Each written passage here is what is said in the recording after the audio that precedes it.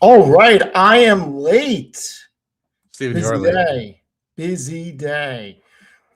Matt, how does it feel to get into beef with Cassandra? It's a interesting time today, Steven. I was not expecting to wake up and one be blocked. Well, I guess I went to sleep knowing I was blocked, but yeah, I was not expecting to be blocked, and here we are. I'm all about if you have a common um, disagreement among stocks and things like that to really have a common discourse and understand. Right? I before yesterday really actually kind of believed that um, Burry was a smart guy, and now I don't disbelieve that he's not smart. I mean, I'm not saying he's not, but what he's doing, is kind of just against what I'm about. Like I'm all about having common discourse and understanding and trying to get to the bottom of things. But it seems like this individual is just not wanting to do so and just block happy for anybody that has an opposing thought. Um, Maybe I went a little bit too hard, you know, saying I was going Well, to have a neurology Substack, but we're going to get into it.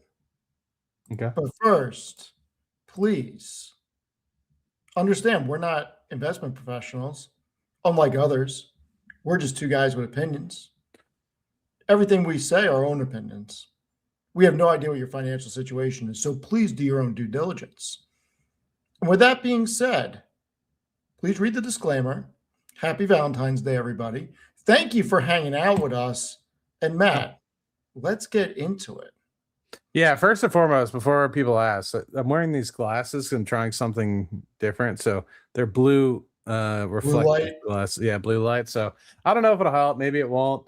I actually didn't think that these were going to be so orange. I was hoping it was going to be like a tint of orange, not like, but it looks like I'm in a back room playing poker or something. So we'll see. This may persist. It might not. All right. All right. So you're you're going to become a neurologist. You're going to write a paper on neurology. Heard it here first. And I guess I'm going to help you. You're going to quote me in it. Yes. Okay. So how do we get a hold of the paper? Because I know Amir and I know Arnie read the paper, they responded. I didn't want to read their responses because I really want to formulate my own opinion, but I can't do that without reading the paper. And one of the problems I have with this whole situation, everything I put out for free. Like Mm-hmm. I'm not charging anybody. Everybody sees my 2 or 3,000 word dissertations, you could call them, or long ass rants on X. I'm not putting them behind a paywall. Mm-hmm. And I honestly would like to read his opinion.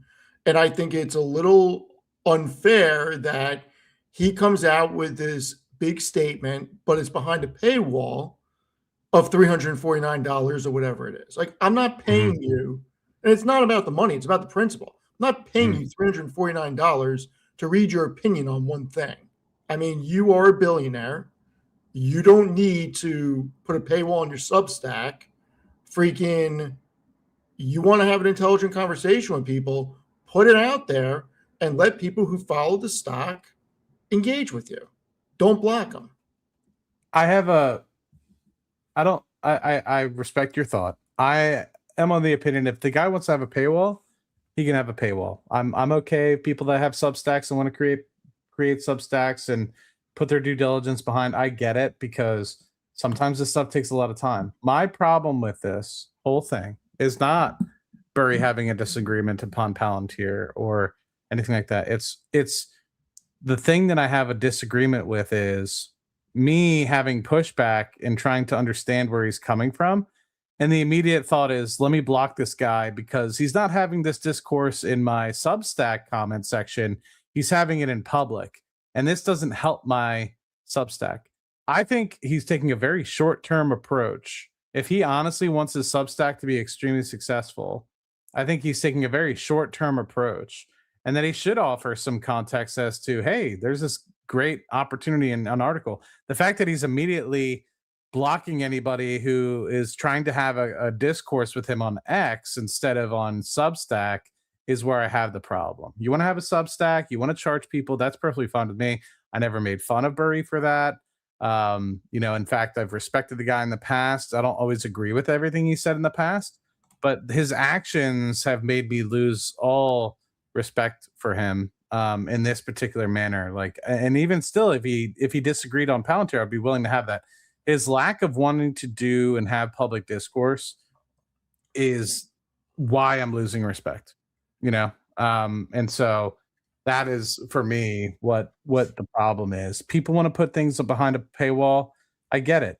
People need to make a living, and it's not easy, unless you've been super successful in the market. It's not easy to just go all on financial independent on your own. And people do deep in depth research and provide that ability. My problem is one, probably the quality as well that he's putting on this article doesn't deserve to be behind a paywall. But then two, forcing people to say, you're not behind the paywall, you're not having this comment in the comment section, so your comments are relevant is what upset me. I get it, rightfully so. Check your WhatsApp, please. So, listen, I get it. I have a. Thank you for that. Yeah, no problem. So, I have a problem with, and I agree. You want to put your research, if you're running a research firm or something like that, behind a paywall for clients, fine. But making a one paragraph statement on X as a flywheel to your Substack, I don't know. I don't think you need to do that as somebody of his stature. You know what I mean? Yeah. I was really hoping he'd go on all in, or I'd hope he'd, but listen, I'd love to talk to the guy because I've probably been the most critical person publicly about Palantir that was a perma bull. And I said, love the company. I think it's one of the best companies I've ever seen, but the valuation is expensive. And I've been on that train for a while. I'd love to have a genuine conversation with them about it. And we'll see. I mean, he obviously has an open invite anytime he wants. Happy to talk about it because there's probably things I agree with them, but there's also probably things I disagree with. And unless I read the article, I'm not going to know what those things are. I really don't want to pay $350 just to read a 10,000 word article that he wrote. Yeah, and it's not worth it. I mean,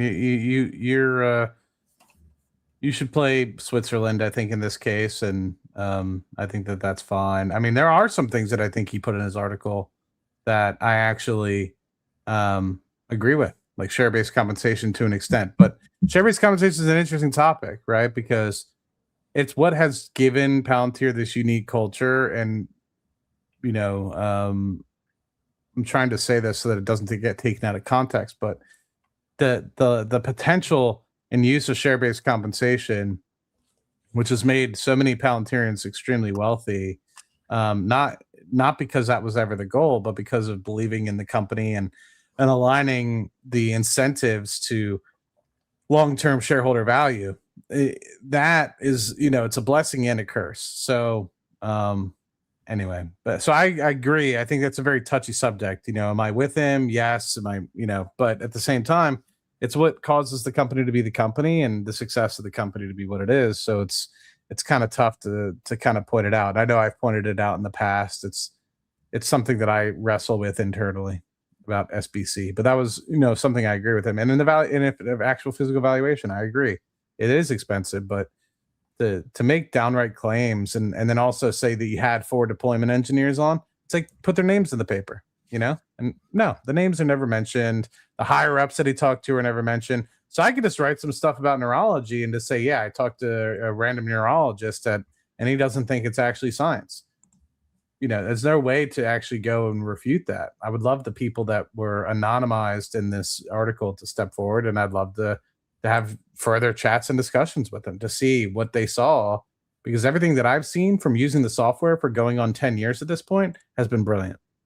And so that's part of the problem is all these people that are writing these negative stories, they haven't used the software like I have for 10 years. And I'm no expert and I don't use Foundry very religiously, but I've used it off and on, and I've seen as a user within one of the top 20 organizations that Palantir always quotes, I've seen how it's grown our potential business. So All right, let's move on from Bernie. yeah. So I have a little bit of a rant to go on, and I made a full video about it that's dropping tomorrow morning. But I do want to discuss an idea with everybody.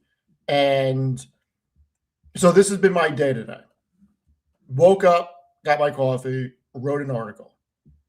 Went on Alex's stream for about an hour and a half, hour and 45 minutes.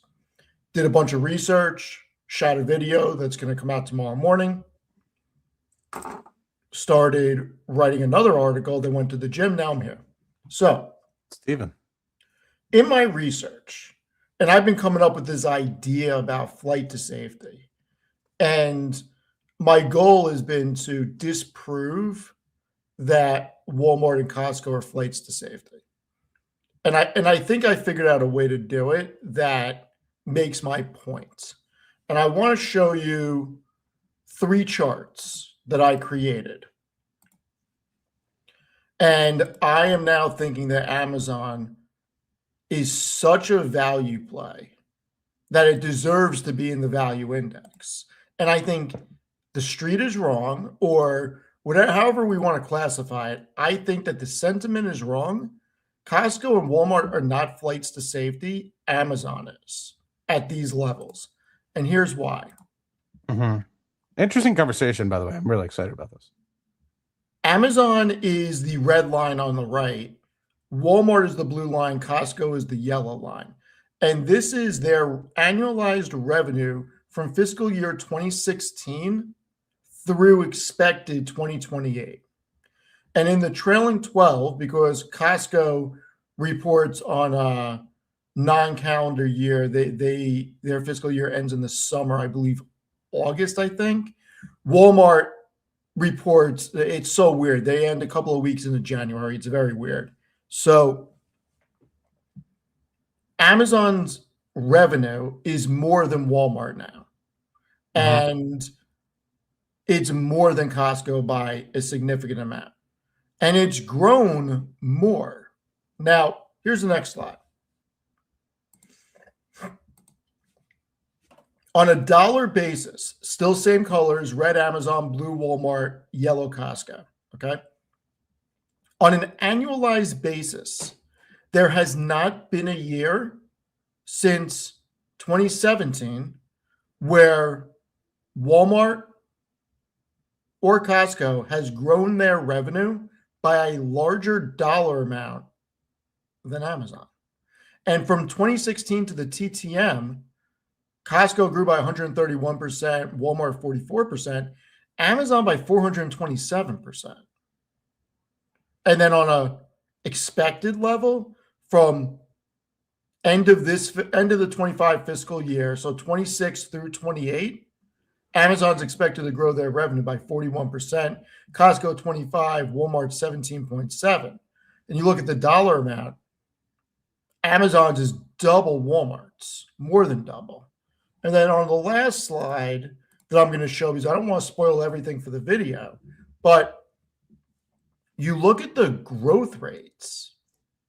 So Walmart has not grown revenue on a year-over-year basis by more than 6.73% since before 2017.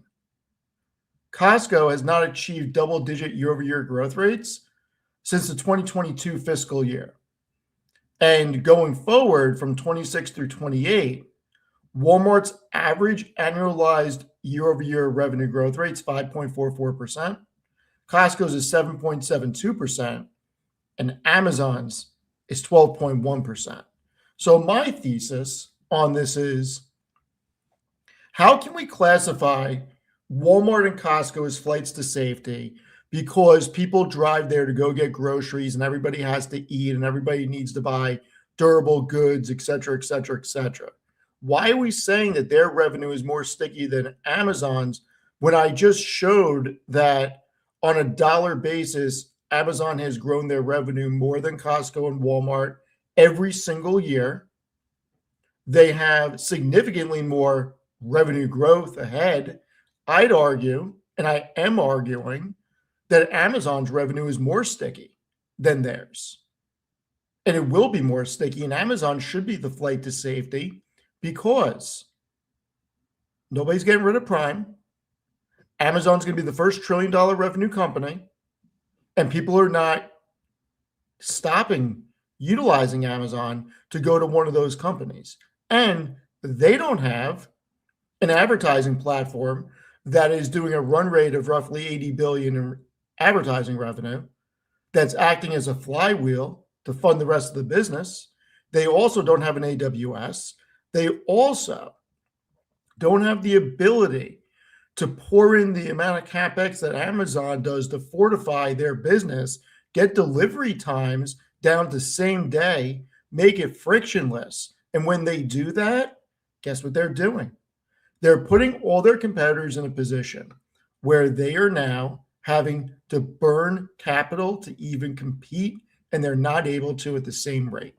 So I'm going out right now and saying Amazon's the flight to safety. I'm halfway through my Seeking Alpha article. It should come out Monday or Tuesday. I mean, this is part of the reason why I've been throwing money at Amazon, right? It's just like, if I were thinking, like, I'm not buying Amazon here because I think it's going to be a 20x, right? And it very well could be, maybe something happens or taking out pharmaceutical, CVS's, etc. I think Hims is fighting an upward battle, headwind battle against Amazon as well. But my thought process has always been, if you're going to store capital somewhere, it's like putting money in the S&P 500. It's going to continue to do extremely well. In fact, I think it's better than the S&P 500, which is why I'm putting money into Amazon.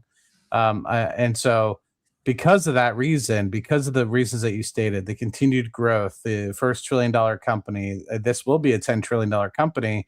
And so to me, I use it as my flight to safety, right? I use it as where if I don't have an idea as to where I want to put money right now, I'm going to put it in Amazon. And same thing with my SPY. So I use them almost as like banks, right? Where I can store money until I have a better reason to do elsewhere. But for right now, I think Amazon is so cheap that it just doesn't make sense. So anybody that's sitting there, of course, do your own due diligence, but I'm with you. There's no reason why Walmart and Costco should be trading at a higher price to earnings multiple than Amazon. 150% agree with you, Steve. One is growing much faster. One has a higher moat, in my opinion. I find it very hard to believe that for any reason, Amazon should not be trading above a 30 PE. It just doesn't make sense to me at all. Yeah, I mean, look, I get it. It's about perception that people have a perception that Walmart and Costco's revenue is stickier, so they're willing to pay for it. But an individual's perception and reality are two different things. And this is not an opinion. This is facts. Okay? I'm going by the numbers. The data is the data. I swear I'm making merch, and that's going to be a shirt. The data is the data because that is what I am going by. This is not my opinion. These are the facts. We can look at the past 10 years. All the numbers I'm using are the real numbers, okay? Amazon generates more revenue. They've grown at a quicker pace. They are projected to continue to grow at a quicker pace and add more revenue on an annualized basis. So if they're generating more revenue, if they're growing at a quicker pace, future expected, and continuously adding more revenue than both these companies for more than a decade on an annualized basis, how can you even argue that those two companies have stickier revenue? It doesn't make sense. It's an oxymoron. Mm-hmm. No, and it's superstar in the chat. I really appreciate that note that, well, Matt, the good news is the market doesn't care how you feel. Well, this has brought a phenomenal amount of opportunity for me over the past 10 years as I've been an investor. The market didn't care about how I felt when Palantir was $6 and I was able to load up a shit ton. And now here we are north of $100 a share. The market didn't give a shit when I was buying Rocket Lab at $4. I thought the market was wrong at that point when I was buying Rocket Lab at $4. And then here we are. Same thing with a lot of other companies, right? Just like Google. Google, everyone was poo-pooing on Google back in 2024, 2025, and I was loading up in the low 100s. And here we are, Google above $300 a share. I anticipate that Amazon is going to experience the same moment and will blow past $325 a share at some point in the shorter term. I hope it doesn't, because I'd love to continue to add here, but eventually Amazon's going to be $1,000 stock, regardless of whether or not the market agrees with if it's undervalued, overvalued, etc. The market will eventually give this target or give Amazon $1,000 stock price. At the time, maybe I think it should be trading at 1,200. Maybe I think it should be trading at 900. I don't know, but eventually the market will give this $1,000 stock price. You're on mute, my friend. Damn it. I'm not disagreeing with that. I think it may be 10, 15 years, maybe 5 to 7. I don't know when it hits 1,000. But to think that Amazon isn't going to get bigger is kind of crazy, considering there's a handful of companies that can match their CapEx spend. And somebody had asked in the chat, what does Walmart spend on CapEx? Well, I'm glad you asked, because I have it.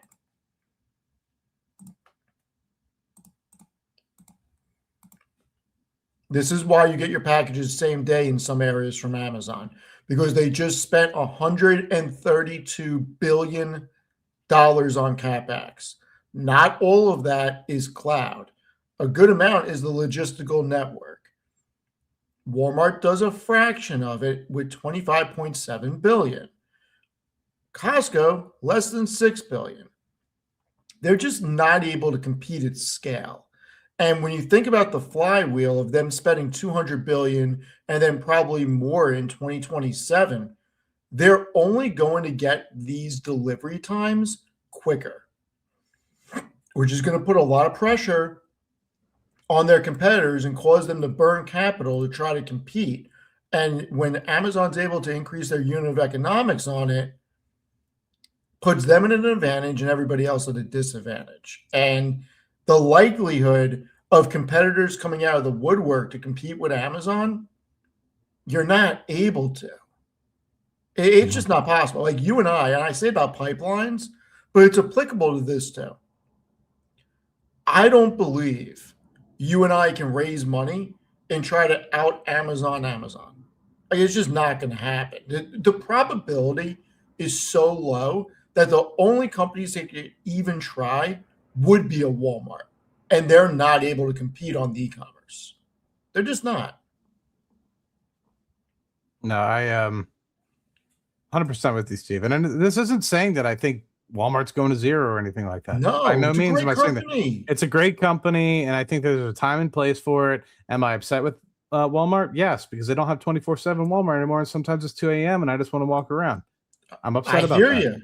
That is, Steve hears me on that. So I'm not saying that, but I think that there's some possibility for efficiencies there. They've been historically high volume, lower margin sort of business. I'm an investor in Symbotic. I think Symbotic might help them with respect to getting their margins up a little bit. But at the same time, there's no reason why Walmart should be trading at a 35 times price to earnings multiple when they have when they have low to mid single digit revenue growth. It just doesn't make sense to me. Maybe at best it's closer to 10%, but to me, I just don't see it. So I want to read you just a couple of stats. Amazon delivered its fastest speeds ever for Prime members globally during 2025. In the US, they delivered nearly 70% more items same day than in 2024. And nearly 100 million customers used same day delivery. Let that sink in. And then let this sink in. Same day grocery delivery expanded to 2,300 plus US cities and towns, while same day pharmacy expanded to 3,000 plus. And here's the kicker. Rufus, its shopping assistant, was used by 300 plus million customers and contributed to 12 billion in incremental annualized sales last year. We are seeing Amazon's supply chain, its network optimization. We're seeing everything. We're seeing it reduce friction, improve economics. And as I said, this makes it harder for competitors to match service levels without burning through margin. And I just don't think that the others are going to win. And I think Amazon's going to be the winner. I think it's very undervalued here. I think it's the true flight to safety because if you're going to give that multiple on those companies, you should give a bigger multiple to Amazon because it can do everything that Walmart and Costco can and more because of AWS. Mm-hmm. And to be fair, so I want to give a point as well. I've utilized Walmart Plus. I get Walmart Plus for free through one of my credit cards. And so because of that, I also get Paramount for free through one of my credit cards. Stacking up benefits like I'm fundraising here, Steve. Free is for me, man. Yeah, free is for Steve. But the thing that bothers me is I've tried Walmart Plus before, and sometimes they just straight up just either take too long to deliver things, one, or two, they deliver it to the wrong house. I've never had an Amazon package delivered to the wrong house. Whether it's because sometimes I use it to like I sent chocolates and flowers to my sisters and my mom for Valentine's Day today. Never have I ever had an issue. I always get the text message, Matt, thank you for whatever, and that's not why I do it. I do it because I want people to have chocolates and have a good time. But anyone that has probably used Walmart Plus before has probably had a poor success rate. There was times where for a while, because I'm not 100% on board yet with Amazon grocery delivery because they use Whole Foods and Whole Foods generally is more expensive. So sometimes when I just need some things, I'll order it from Walmart Plus because Walmart Plus, certain things are cheaper than for Amazon. But I've stopped using it because after having things delivered on a multitude of occasions to the wrong address and calling corporate to say, this is my address, why is it sending it to the wrong address? I'm not getting these things. Sometimes it was like $100 items, $200 items. Luckily, Walmart has a good policy where they refunded me. But what if they didn't? What if I was out that $150? Like that, to me, it's interesting. Everybody else is able to get things to my house, no problem, except for Walmart Plus. And I recognize they use third-party contractors and things like that, but figure out a way to make that work. And I feel like Walmart might be back in the game. They might have an opportunity to kind of capture a market that Amazon is doing, but Amazon is doing it way better than anyone else at the moment for quick delivery. And until they fix that, it's going to be tough. Look, people are freaking out that Amazon's going to spend $200 billion in capex. Jeff Bezos did not build this company to issue dividends and buy back stock. His whole thesis is growing the company for the future. And I am sick and tired of everybody bitching and complaining about the $200 billion in capex. None of these people that are bitching and complaining work at Amazon. They have no affiliation with Amazon. It's an opinion. Amazon sees what the competitors are doing. They see their demand internally, and they have a forecasting model for what they need to do to not just fulfill the demand that they have, but to compete at a high scale. And if this is what they need to do as a shareholder, this is what I want them to do. So you know what? I'm buying more Amazon next week. Somebody said Amazon delivery time is not that great either. What are you talking about? I ordered these glasses yesterday at like 8 p.m. I'm wearing them less than 24 hours later. Order glasses from anyone else.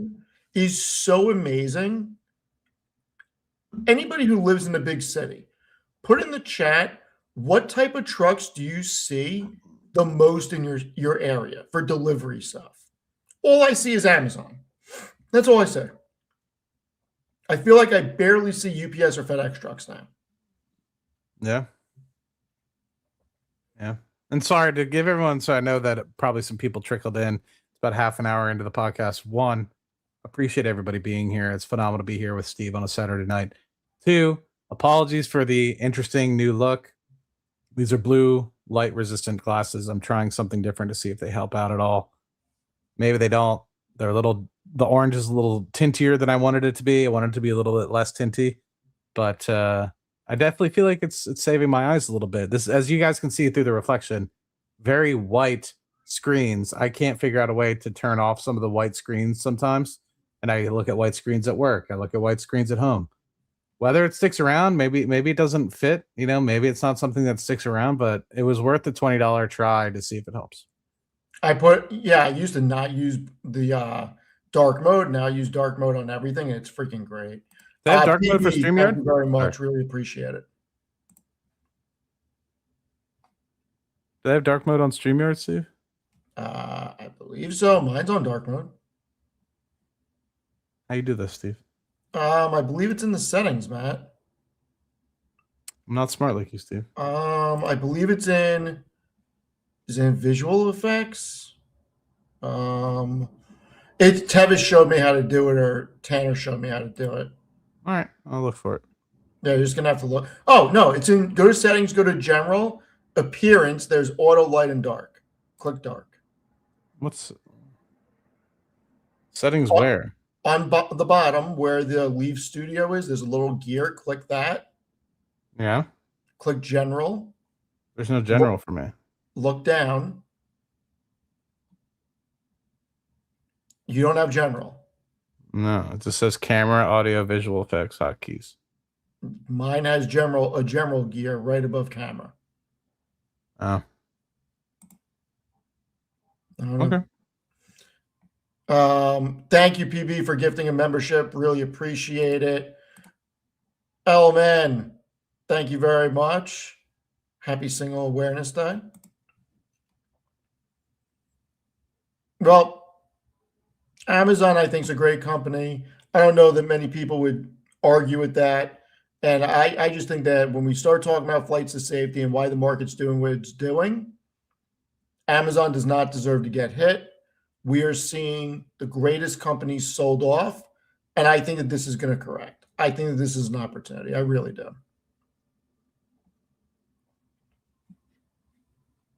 I'm going to rejoin in dark mode. Oh, you're okay. So Matt is going to rejoin in dark mode. I think you figured it out. You good? Nope. No. Okay. All right. I'm a failure, Steve. I don't know what else to tell you. I mean, I wouldn't say that. Turn on Would not say that. The people. So Matt, yeah. What else? What else is going on? What other companies are we looking at now? Symbotic. I'm curious because we're talking about Walmart. Let's talk. Right. I know you've looked at Symbotic in the past. They had a good quarter. I'm curious what your thoughts are. Do you know anything about Symbotic? I thought I've told you about this move. You did, but I don't know much. Not a problem. Let me pull up. It's better explained. And shout out to the chat. There's some people like Julie Lawfi and a few others that were big into Symbotic before I was.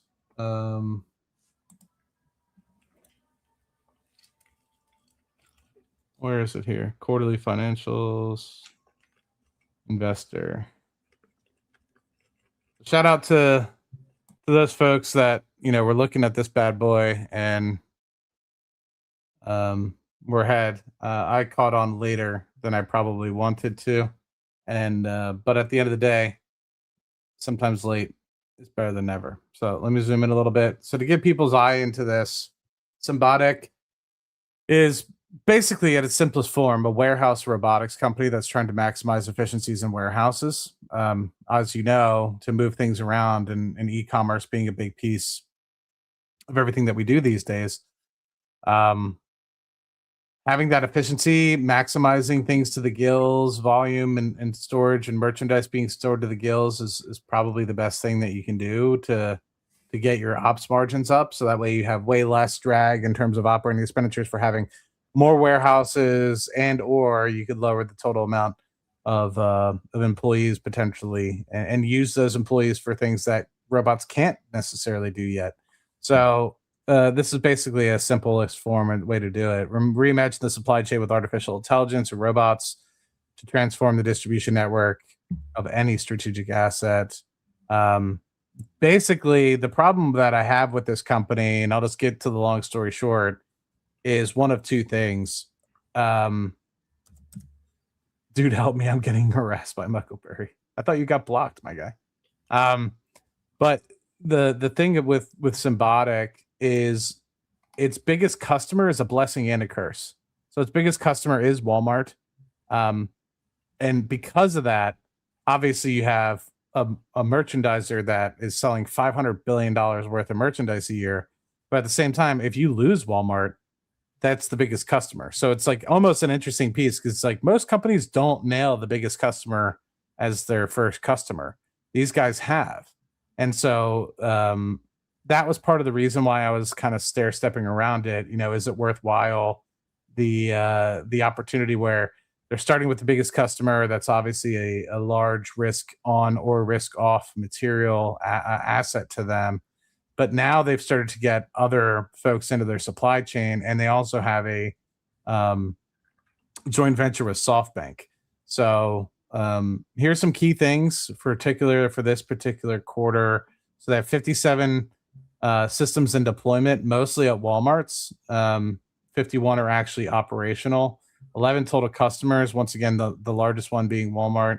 Walmart has stated they're going to have over 400 systems in deployment in the pipeline for them. They're now free cash flow positive.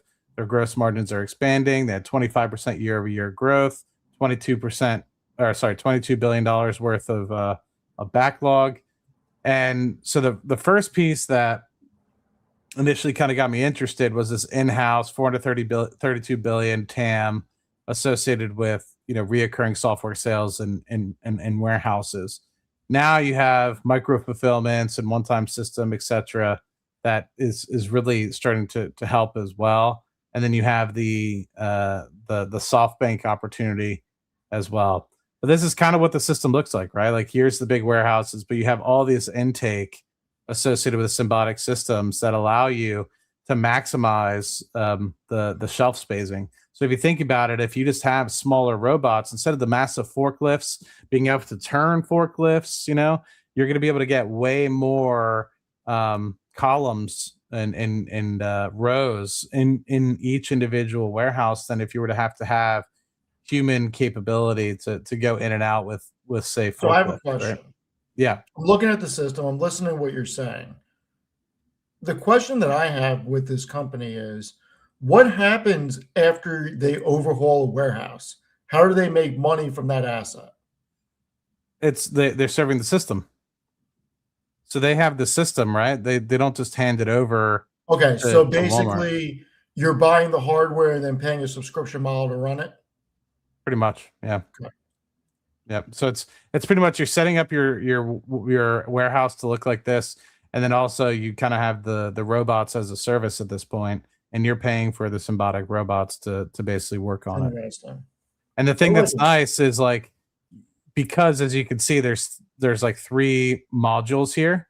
You can keep your warehouse running and turn over your warehouse while you're building it out. So it's not like you have to shut down your entire warehouse, right? Which is a benefit, right? Because obviously that means no revenue.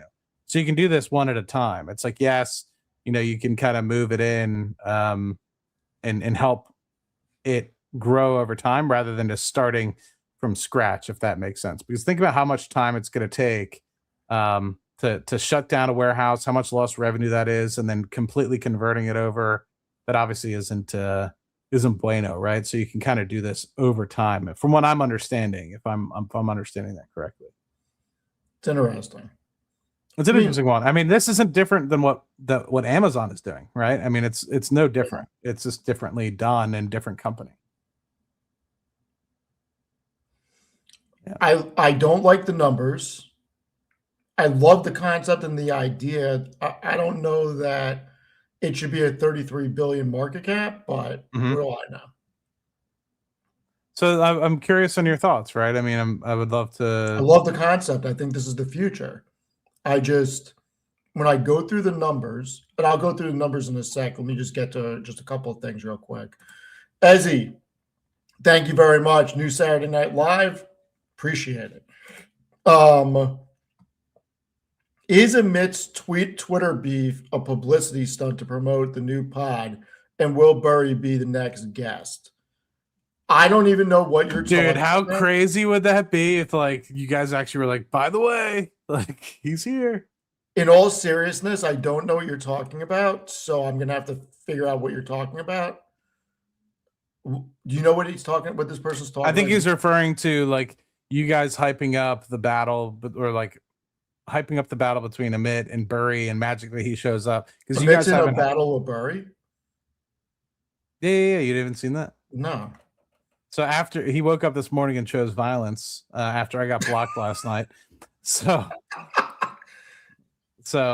yes, that's what it was. And I guess he's referring to the fact that like other people are like, oh my god, because Amit obviously he's bigger on X than he is on YouTube, believe it or not. Yeah. Like, Oh yeah. and so people are like, oh my god, you have two titans going against each other on X, right? Like, because Burry's got 1 million some followers and Amit's got 300K or whatever. Well, I do So- want to show something, and I did not know that, so I only talked to Amit today via text. So, and we did not talk about that. So, I will look into it. But check this out. Yeah. So, Fetz, who's in the chat right now, is going out with Burry on X because Burry just responded to him 12 minutes ago. And here's what I don't like. So, okay, Fetz says to him, how much money did you make grifting Palantir for your 329 Substack? How much money, Burry? And he says, read it yourself. Proof. You click on it. And of course, my screen doesn't freaking update. And you would think it would be an unlocked version. Nope. Subscribe. Gotta subscribe, Steve. Gotta subscribe. Gotta That's the problem. That's the problem I have, right? You want to have a public discourse, and granted, yes, Fetz, there's other things that Fetz has said, which I think are reasonable, but he doesn't respond to the valid points that Fetz or myself or anybody else. He only says, you have to go to my Substack. So unless you're writing these comments in his Substack, he doesn't give a flying fuck. And that's my problem.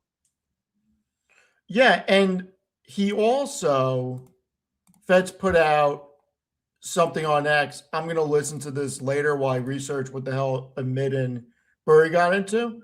But it looks like he put out a good-looking something. guy. He is. Put something out there, and Burry just responds with clickbait for his Substack. It's like money grab, bro. I don't get it. Just engage. And I, for on one hand, all right, you don't have to. You've earned that right. You're a billionaire. I get it, but don't be on X posting all this stuff and blocking people. You want to come out with an opinion on X, you should be ready to defend it. He's destroying his brand right now. I agree. You got to be able to defend what you say. I have a problem with that. I'm thankful for the engagement. Breaking news, it's Steve's birthday. Thank you very much. It is not my birthday, but thank you very much. Appreciate it. That's a good point. I don't know when your birthday is. I got to find that out. Did Steve order chicken parm tonight? I did not order chicken parm tonight. All right. Here are the numbers. We're going to go through it, and then we'll go through X, and we'll do a couple of other things. So SYM is the ticker, right? Yes. All right. And I feel like we've done this before. We're going to do it. We didn't again. like it last quarter, and I'm curious if it helps this quarter. So 33 billion market cap, big company.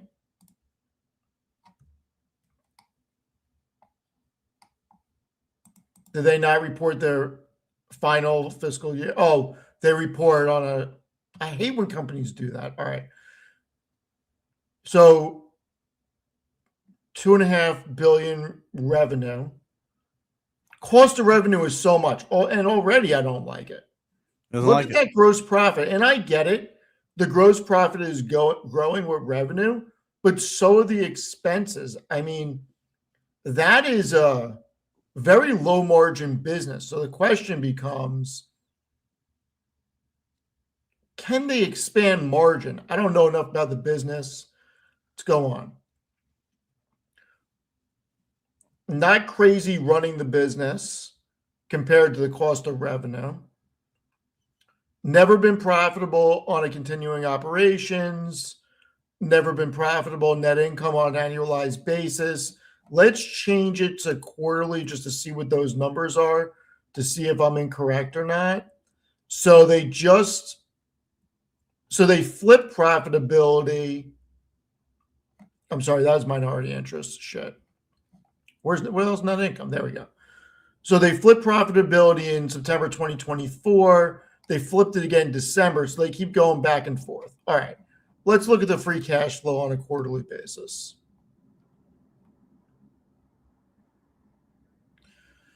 Stock-based compensation, I mean, that's not horrible, but all right. Very good free cash flow. I don't mind that. Let's put back on annualized. So they're a free cash flow rich business, losing money because of income taxes, whatever else they have, depreciation, et cetera, et cetera. All right. I can live with this. Maybe they expand on the other side. I can't get behind paying the valuation. I mean, what is that, 50 times or so? 50, 60 times free cash flow for a company that's not profitable on a GAAP basis. Balance sheet, a lot of cash on hand. But look how fast it's growing, Steve. No, I get that, but the expenses are growing too Yes, considerably. yeah. All right, so let's do this. I'm going to build something out because I can't do the math accurately in my head for what I want to do, but I do want to see this real quick. So they are expecting them to be profitable this year and grow very quickly over the next 2 years. So that's good. Revenue growth above 20%, that's also good. All right. My hang up on this would be the following. Let me get a new Google Sheet out.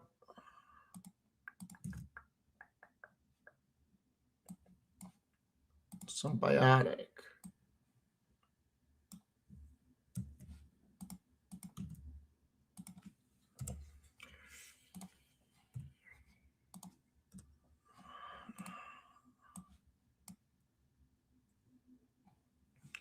Okay. Let me clean this up and show you, Matt. I'm ready for it, Steve. It's not going to be pretty. It doesn't need to be pretty, though.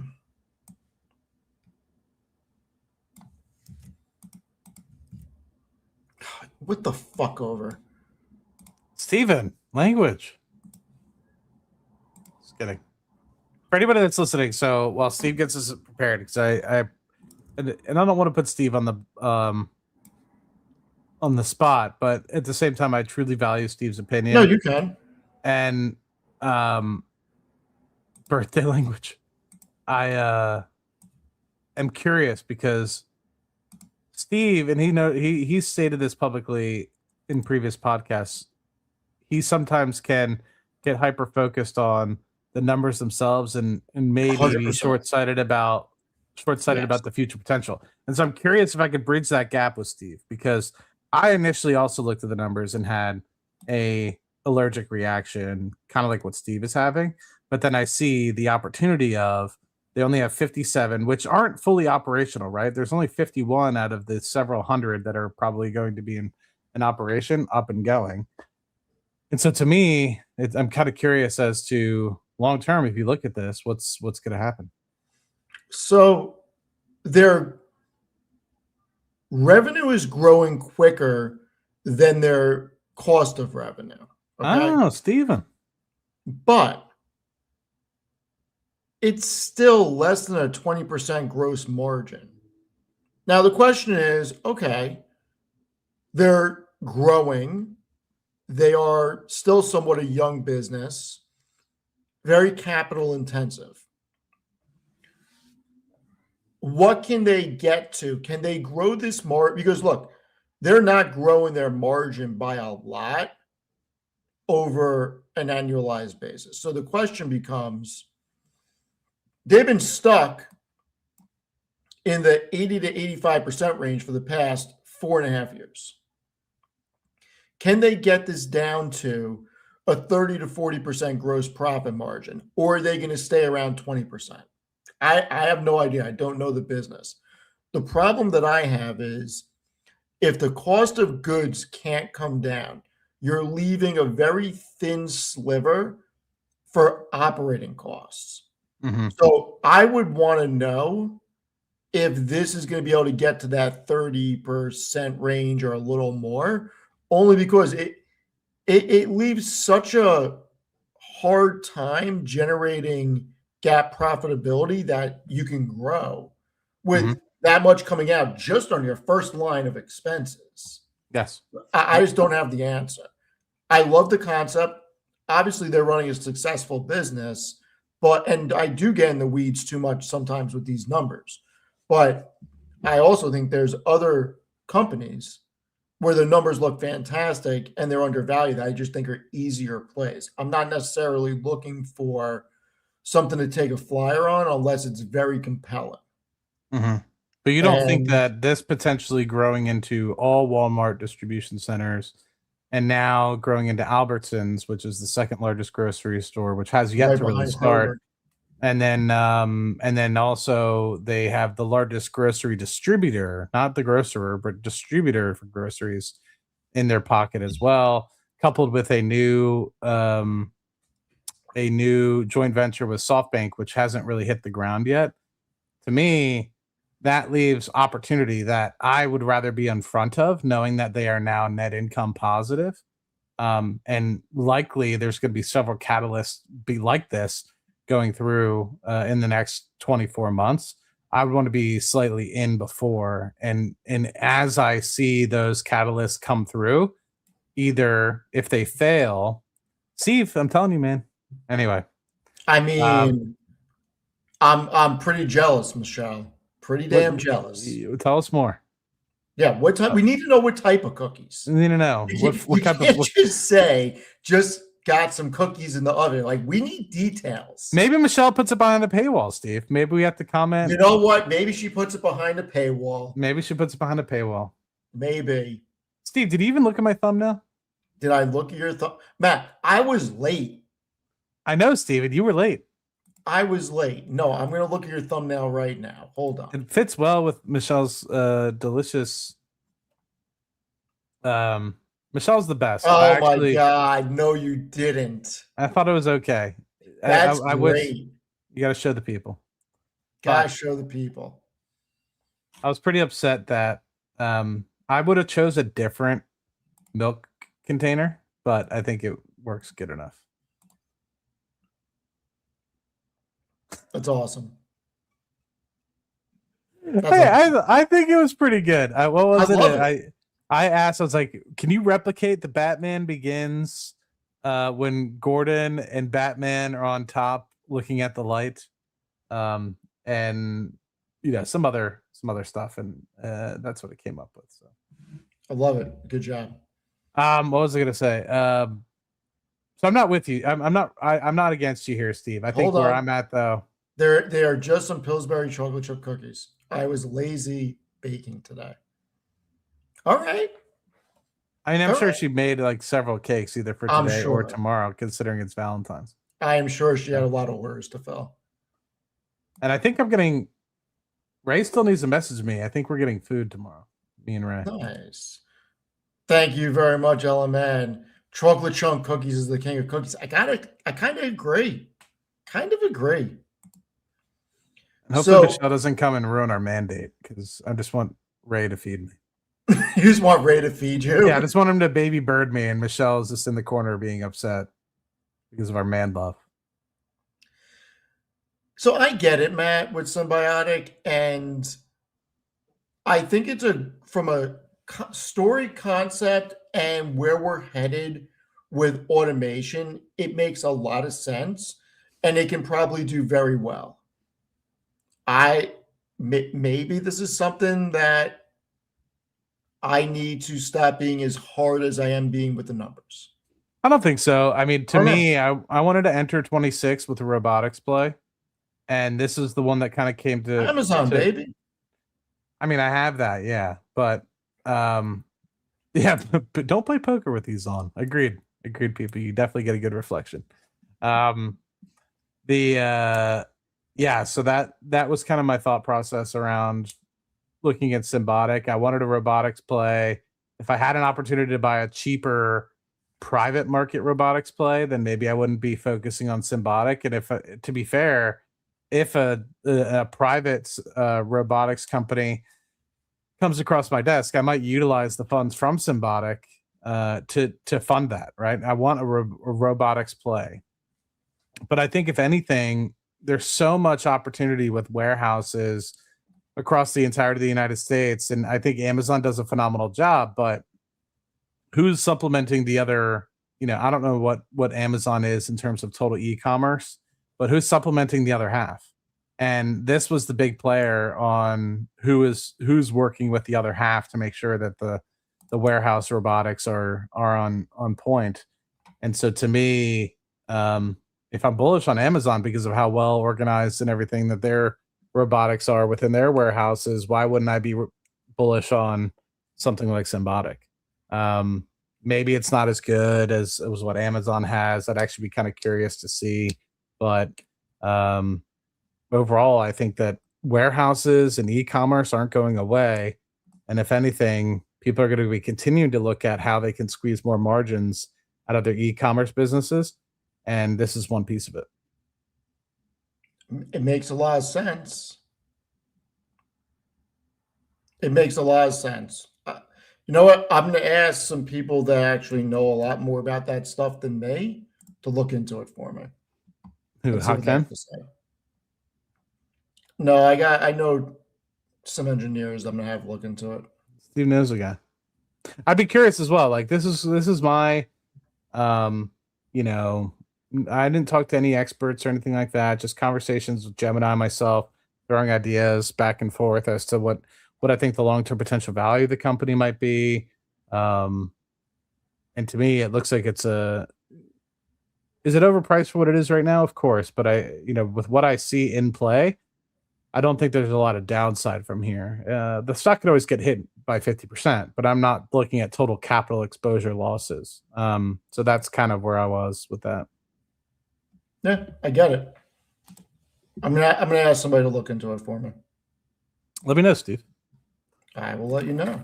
Steve, I have a cookie here myself. I got ready for the stream. You know what, Matt? I'm jealous. What type of cookie? I think they called it Snickers Chunk. All right. Double chocolate, which I'm not generally a fan of, but check this bad Oh, boy that out. looks pretty delicious, actually.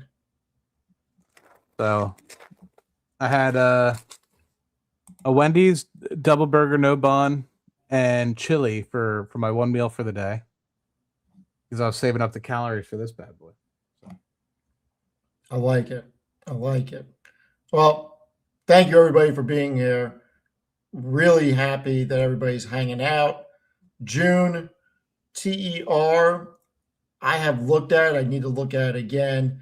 Lena, you're never late. Oh, this is interesting. Matt, what oil company makes the most profits on crack spread? Well, that's an interesting question, right? Because when you say oil company, I think upstream. There's a lot of midstream only companies or downstream only companies like Phillips 66 or Marathon Petroleum. So it's kind of a tough situation. And it also varies by what country you're in. Long story short, I have no idea. But I would just be cautious because there's so many different companies that might make that more beneficial or less. So just keep in mind, is it a pure play downstream company you're looking for? Is it something like an Exxon where you want an upstream and downstream, meaning you want the oil production and the refining as well? That's what I'd be curious about. But I liked one that I looked at in the past, and I can't say whether or not I'd put money into it right now, but when margins were really depressed last year, I was really looking at MPC, Marathon Petroleum, because these guys are adamant about buying back stock, and the margins were in the shit. And now that I anticipate margins have kind of rebounded, I wouldn't be surprised if MPC has kind of come around full circle. I'm actually kind of curious if my prediction came to truth on that. Let me see. MPC is a great company. Oh, I'm trying to remember when I was looking at Marathon last year, but I anticipate it was when margins were in the crapper, and I think it was around 140, 150 a share, so it's up around 200. But that would have been a potential long-term dividend play / share buyback play because I think they spend a lot on buybacks.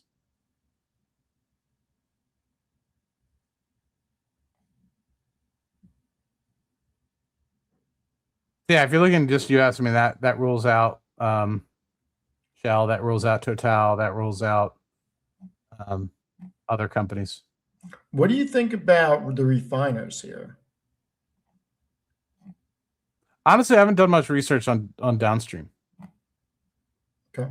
And especially about spreads. Like spreads were a big thing for me last year when I was looking at it because they were so historically bad.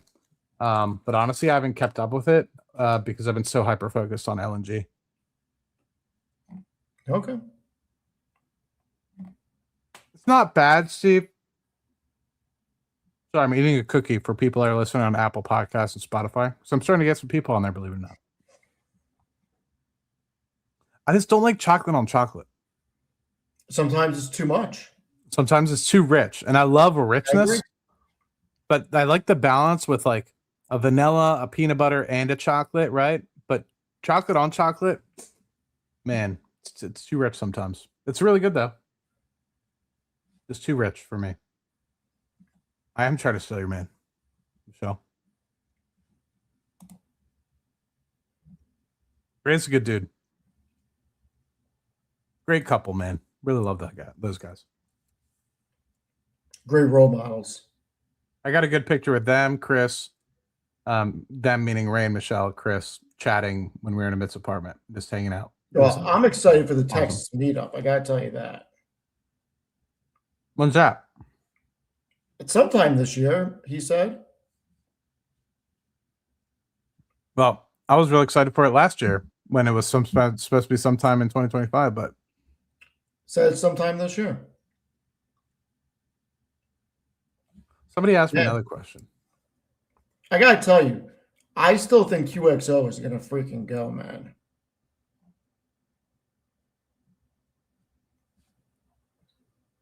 And ENB is printing. Yes, it is. I've been on that. You and I looked at it yesterday. It was insane. What? You and I looked at it yesterday. It was insane. Yep. ENB is printing. What is this Obama interview that he's confirming aliens are real? They're real, but I haven't seen them. They're not being kept in Area 51. They live amongst us, Steve. You might be one of them. I mean, Derek, I am coming to the LA meetup. Yes. It's going to be there with Michelle and Ray. Michelle and Ray will be there. June will be there. There's going to be a bunch of people there. Dougie will be there, making sure that The J-Bug.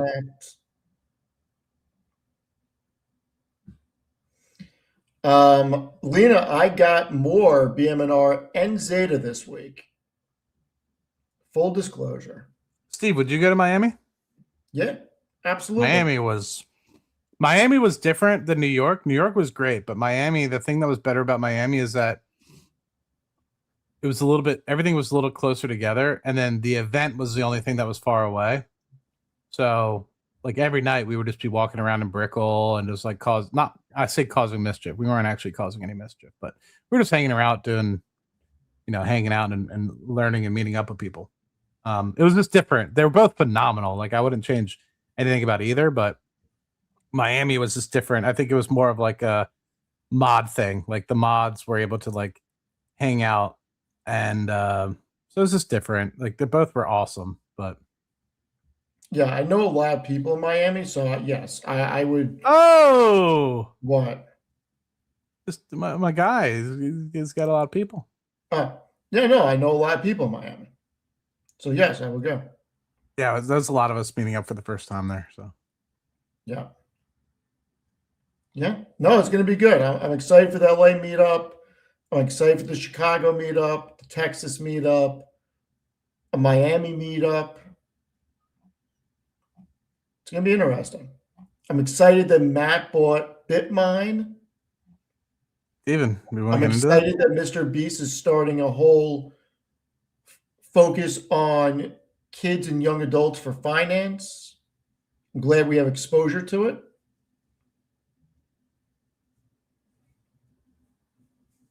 Does baby oil make J&J an oil company? So many trolls in the chat, dude. I love that. It's pretty funny though. That is pretty good. Does that make Diddy an oil man? Spencer, what's going on? I didn't realize Spencer was here. Spencer's always here. When is your next meetup? It's I think what, the last weekend of March for LA, right? 28th. Where else do you want to go, Steve? That's it. I don't know. Miami, LA. How many a year do you think you'd want to do? As many as I can fit in my schedule. Steven, I like it. I mean, I told Amit we should do a Vegas meetup. Vegas would be awesome. Well, the thing that I want Amit to do, and I've had this discussion as well, is there needs to be an annual one, right?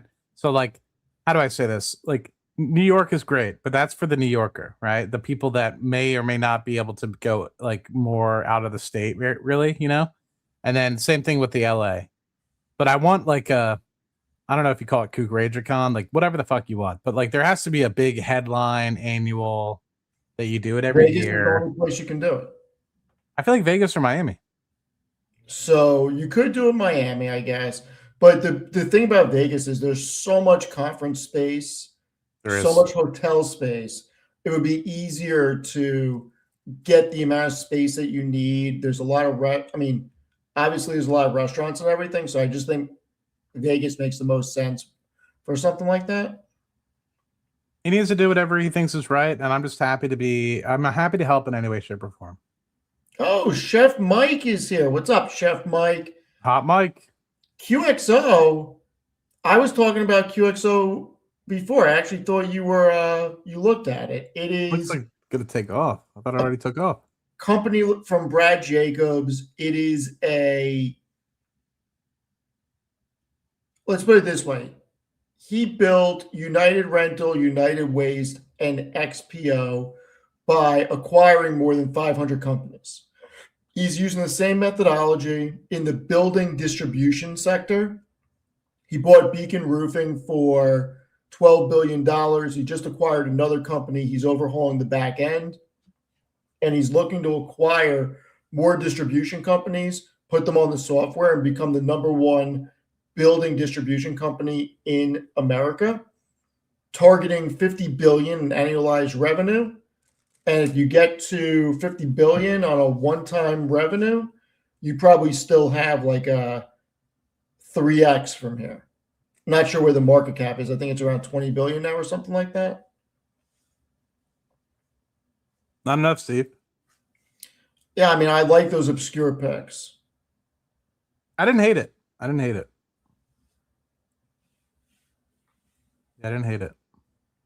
What else are you thinking about these days, Steve? You gonna double down in the SaaS names? I know you bought some, but now that it's been a day I've been removed. scaling into Zeta right now. Yeah. I'm not really going to do anything next week except buy some Amazon. I want to see Zeta report. And look, if it shoots up, great. I'm not going to feel bad about not adding more here. But that is bright. The reason I don't want to add more than I did, I got my cost basis down to a good number. And look, if it goes down to 10, I can get my cost basis down a lot quicker than if I keep buying at 15, 50, 16. Dude, Zeta at 10. So I'm not looking to add any positions, but if Zeta goes down to 10, I know enough where I'm adding. Right. So and that's my thing, guys. This is the thing, guys. Like, I want to make sure that I've been in a situation before where I've had too many positions where I can't follow along and listen to all of them. Right.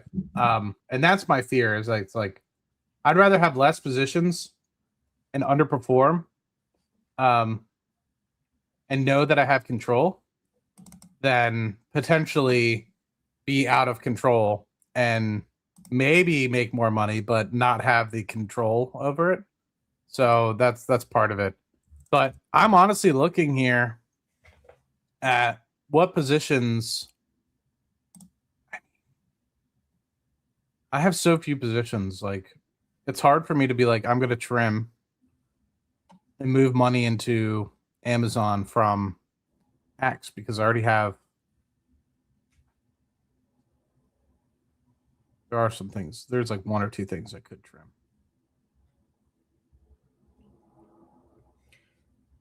Did you listen to the All In podcast chat this week? Which one? Is there two or is just the one? The Shamath individual one or the whole group one? No, the group one. No, I did not. I listened to Compound, but I didn't get to All In yet. What's They're having some big event you can sign up to go to. It seems very interesting. You should listen to it. I potentially might go. I was just starting to think like, if I had a little bit more time, I might start attending some of these things to meet people and really grow that that network. So like, I would love to go to the World Economic Forum, and I would love to go to Art Basel, and I would love to go to all these sorts of individual meetups to meet people and to make those connections. And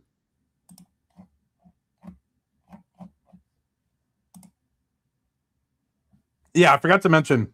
So I know I was saying it was blue resistant for me. It was really blue resistant for you guys because my eyes are so blue. I just didn't want you guys to, get blinded. Get lost in them? Get lost in them? Yeah. But I'm looking at what I would potentially.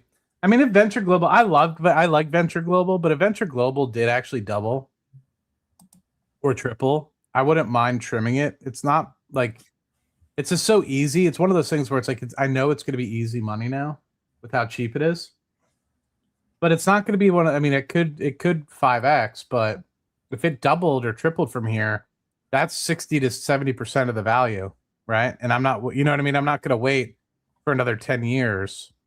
So I could see a place where Venture Global potentially goes to $25, $30 a share, maybe even more. Anyway. No, listen, I get that. It's like, do I really want to wait until it gets to 55 to trim? Well, I'm waiting for NVIDIA and Zeta to report, and then I'm going to figure out what I'm going to do. But next week, I'm not really planning on doing much. I do want to get more Amazon under 200. I think it's a steal. If it keeps going down, great. I'll just buy more. Steve, do you have an update for tomorrow? Yeah, I'm going to be around tomorrow.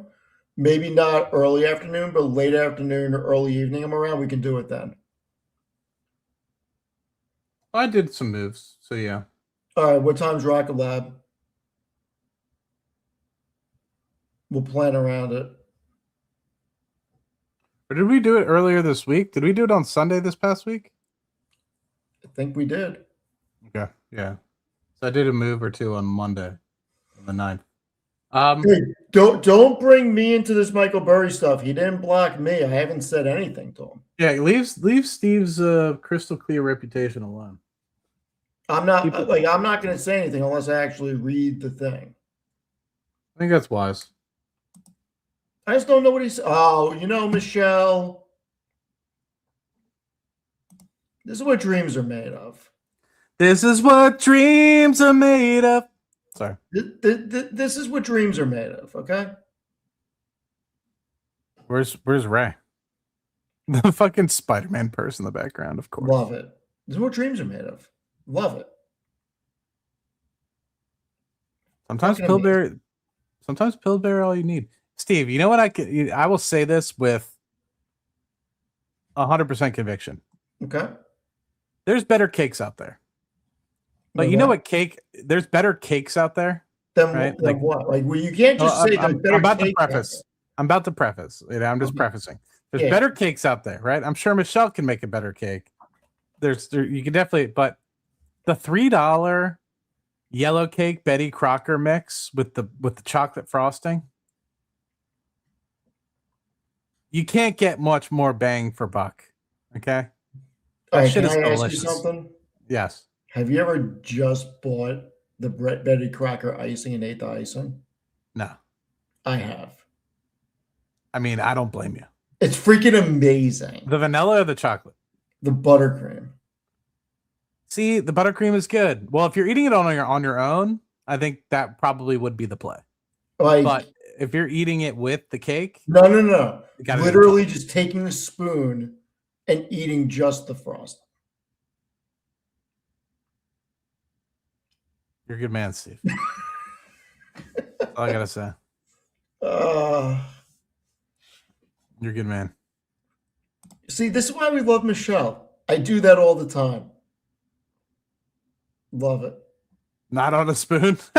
Love it. She straight uses her phone. Love Burry's it. still trolling Amit, or is it different? Let's read through some of these. No, I don't want to get you involved. I mean, we can read them. Oh, Steve wants the drama. What happened?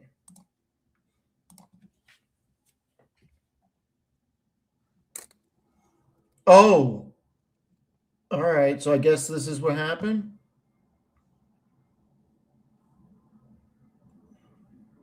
What happened? I'm showing. Hold on. All right.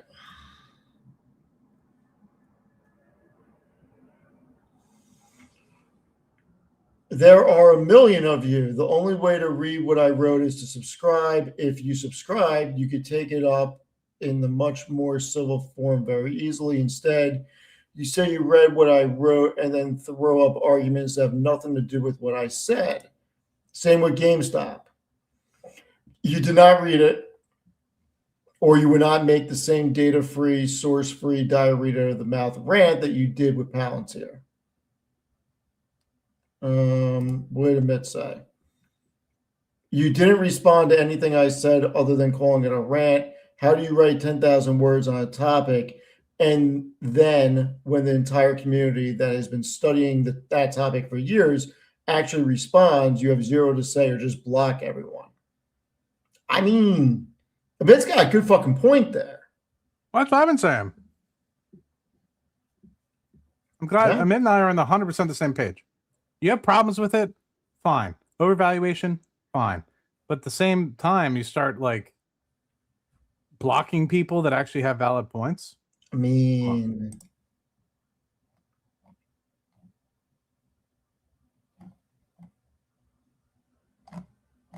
I wrote underneath that I'm trying one. Hold on, go back, scroll up, Steve. It talks about Scott Bessent is like looking for fraud and stuff like that. Click on that particular what, the video? the post. The post? This? I want no the I'm trying one, and then scroll down.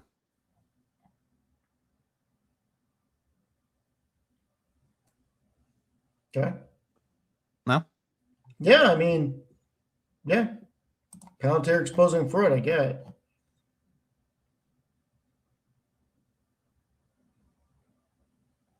And I commented on this one as well, that it's like none of these people have used the software. So you can complain about valuation all you want. Sure, I mean, I complain about valuation. I also understand the damn company. And I say that one, go back to the third one. Go back to the third one. It's absolutely hysterical. The big push for ontology is to reduce the headcount. They're spending massive amount of resource remaking, blah, blah, blah. And I think this one is the one where he said it's not even that, or maybe it's the last one. There's one that bases is like, it's not even that hard. Other companies are going to be able to do it too. I think maybe it's the last one. Yeah, I think it's this one. Yeah, pretty much that like anybody can do it. It's like, well, if anybody can do it, then why is Palantir getting involved in all these government contracts and everything around the world? Okay.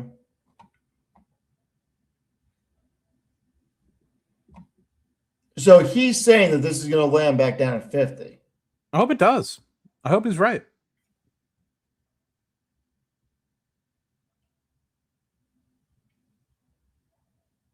Like I said, overvaluation is not the thing that I'm battling him on. I'm battling on his ethics. I'm battling him on him not wanting to have public discourse. That's my problem with Burry. I never was upset with him trying to short the company. I think in the long term, if you hold over 10 years, we know who's going to be right. In the short term, he's onto something, right? Yeah. But at the same time, all companies, you could have done this on Microsoft.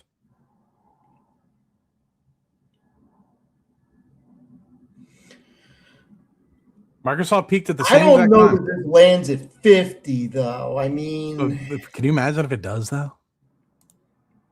Steven. like 50 after that report would be crazy. Because 50 would mean, so it's $2.5 billion, 2.5 billion shares outstanding. So that's $125 billion market cap.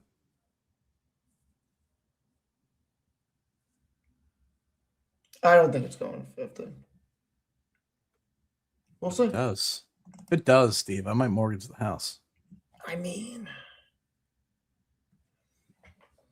yeah, it wouldn't suck.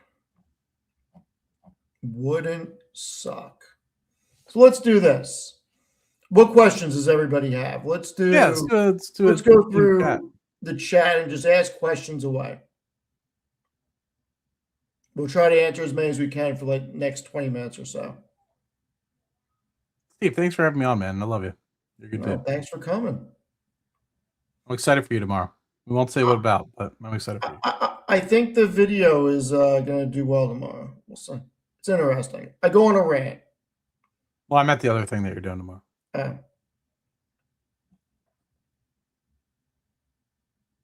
Yeah, what was it like to meet Josh Brown? It was awesome. Like, no joke, the guy came in and he was the second that we started recording, we probably started recording within 2 minutes of him coming in. Same freaking person the whole time. Like, there's no switch that got flipped when the camera went on. Same person the second he walked into, the second he left. So genuine, awesome dude, class act. Can't say enough good things about that guy.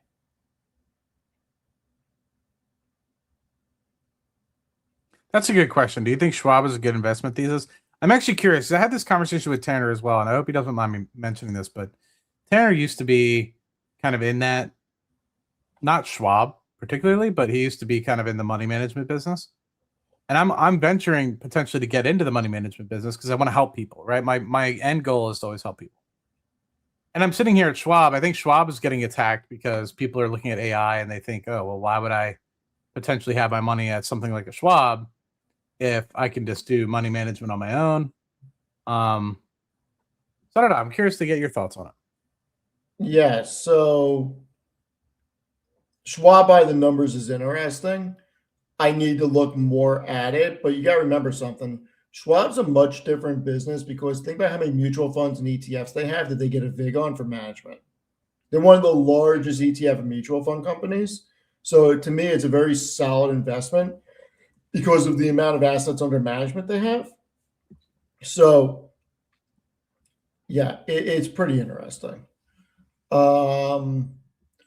Lena, do you really think Zeta is going lower? I don't know. I hope it bottomed, but I wouldn't be mad. Look, if it blows earnings out of the water and still goes down, I wouldn't be mad because I would end up buying more. I think this company is in a really good position. I'm just waiting for earnings at this point. My favorite infrastructure plays, Vertiv was one. I still think it's going to do well. I like the pipelines. I'm not changing on that. I think Enbridge is awesome. I think it's going to keep going higher. Dan Ives was freaking awesome. Once again, same guy on and off camera, just genuine, awesome guy. You know, I don't think we could have got two better guests for the first two. Josh and Dan were they're both class acts. They're both awesome. Did I read the Barron's cover story about Dan Ives being a complete shill and a clown? This is what I'm going to say. Should I say it? I'm going to say it. So, nah. All right, I'm not going to say the first part, but I'm going to tell everybody what I said to Dan. Who gives a fuck? It's Barron's. Like, this isn't 1995 or 2000 or 2005. How many people actually go buy Barron's on Saturday?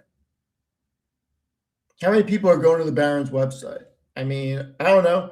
I don't read anything from Barron's. That's just me. I don't even read the Wall Street Journal. Well, the thing. Sorry, if you're done, I'll no, I'm just saying. Like, I don't get any information out of those things. Like, I'm sure they're going to write a hit piece about a lot of people. They'll probably eventually write one about you, Steve. I mean, have fun. Like, I don't care. Like, here's the thing about Dan Ives. Guy's the same guy he's been for 20, 30 years. It's not like this is his first rodeo. He was covering tech back before the freaking .com bubble. So what are you going to drudge up about the guy? That he's a permable? Okay, cool. Markets continuously go up. I mean, I think the article was overdone and a little ridiculous. My own opinion. Well, I agree. I mean, I think I'm glad that the second half, or maybe it was the last third, gave it a little bit more unbiased. It seemed like the first 2/3 or first half was extremely biased about making a point that basically there's a lot of conflict of interest with what Dan does at Wedbush, and I just don't think that I don't agree with a lot of it. I think it's classic. They have a compliance department, like a legit compliance department. 100%. If there was anything fishy being done, don't you think their compliance department would say to him, you can't do this, you can't do that? I am pretty sure he's got to run everything by compliance. Oh yeah, any smart person does. And the thing is I thought it was very classless on Barron's part. Same here.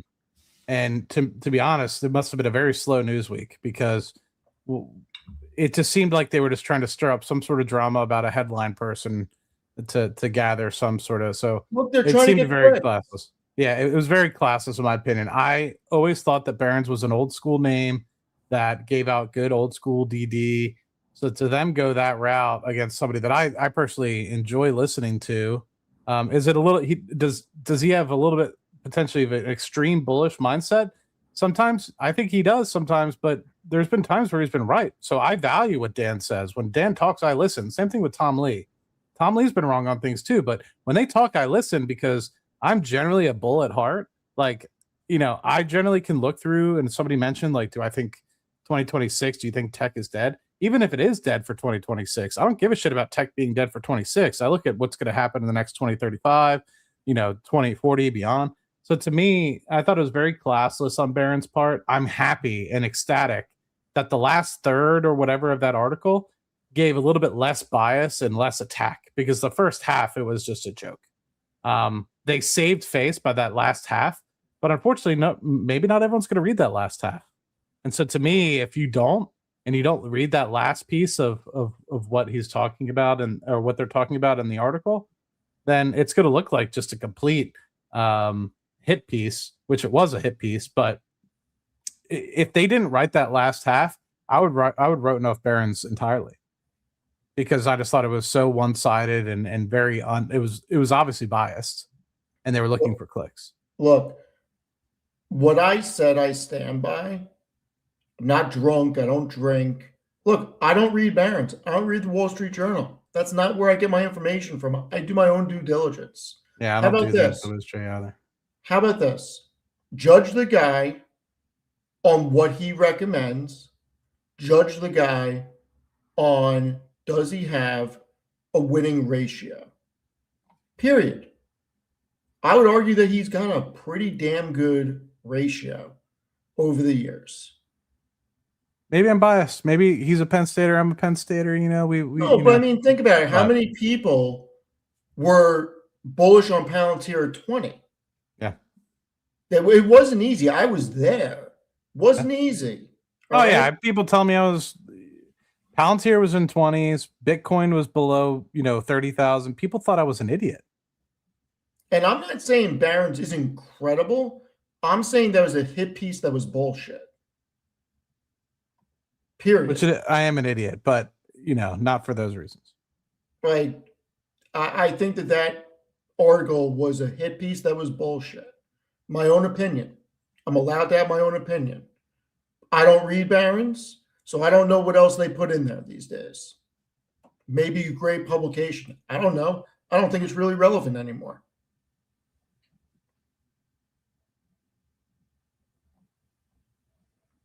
That's just my take. I don't follow S&P Global or Moody's, so I can't give you any information on that.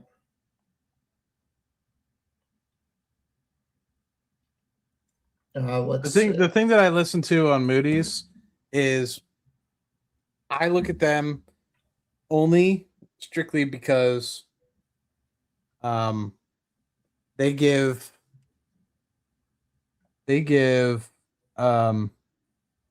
credit rating. And for a lot of the companies that I invest in, Venture Global, Next Decade, they are very reliant upon refinancing debt. And it's something I'm learning more as I get more in depth with investing in companies and cash flows, etc. Is a big piece of how your company is perceived. Is it investable? Is it not? And I've also looked at some private deals off, not for my personal investment, but because I work in where I work. I've looked at ratings on certain companies to be like, is this something that we want to potentially get involved in? Or partner with these people based off of their current credit rating.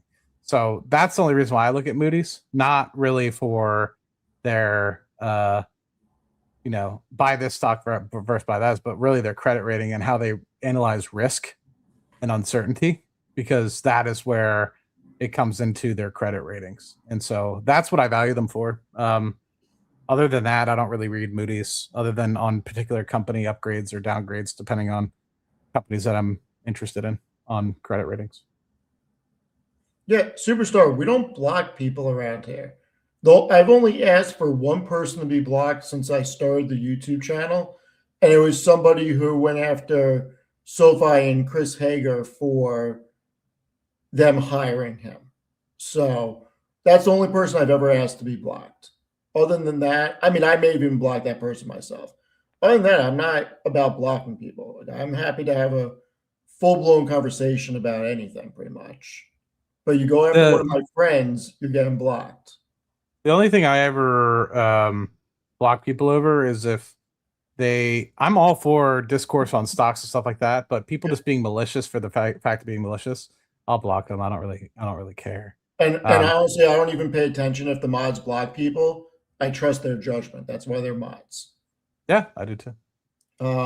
Any opinion on Apple? Yeah, I like Apple. I think it's a little overvalued here.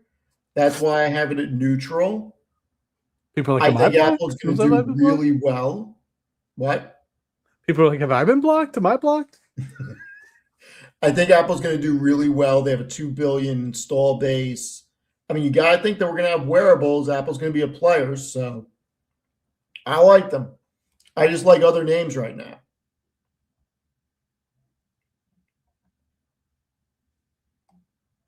Got 50-50 stocks Pokemon. I'll tell you what, stocks ain't winning recently. How has Pokemon been? I haven't bought the last box. Is it good? A lot of hype, or is it in the gutter? Ascendant Heroes or whatever it is. Yeah. It's supposed to be good. There's a lot of good hits in it, but it's expensive and hard to get. Is it? It's worth buying though. All right, I'll see. There's another new box? Fuck. There's one coming out in March, I think. That's the problem. Is like you turn your head for a month and you're out. Out of date.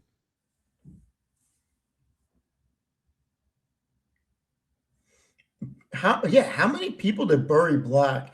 And Ezzy, I saw your question. I'm not disclosing who the next guest is. That's why I just wasn't saying anything. Yes, you did tell me to buy Bloom Energy when it was 25. You absolutely did. Look, I didn't see it. I missed things. How are It you muted? happened. You're talking right now. I missed things. Well, that's the thing. Like, I get it, and I've had this problem in the past with people that have like live stream. It's just like you have to realize, like, not everybody. Like Steve has so many stocks he wants to add to right now that he's already researched, right?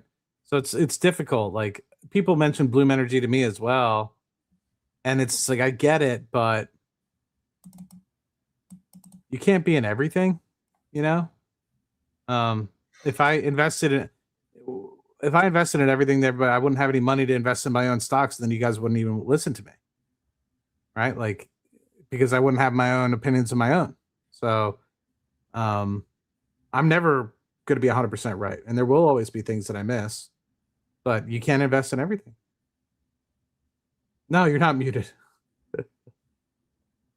So Wow. what, Steven?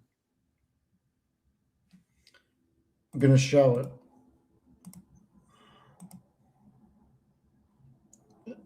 I mean, things may be getting heated tomorrow. I can tell you that. I may go spend the money and read the damn thing now. Not going to get involved in this Michael Burry versus Amit Palantir dispute, other than say one of these guys sells nothing and asks for nothing from anyone, just a good guy who reports. The other says you must subscribe, pay to find out. Remember, controversy sells, and he's selling something. I mean, I said my piece before. I have a. You come out with some public statements like this, and you just tell people to read your thing, but they can't read because it's behind a paywall. I got a problem with that.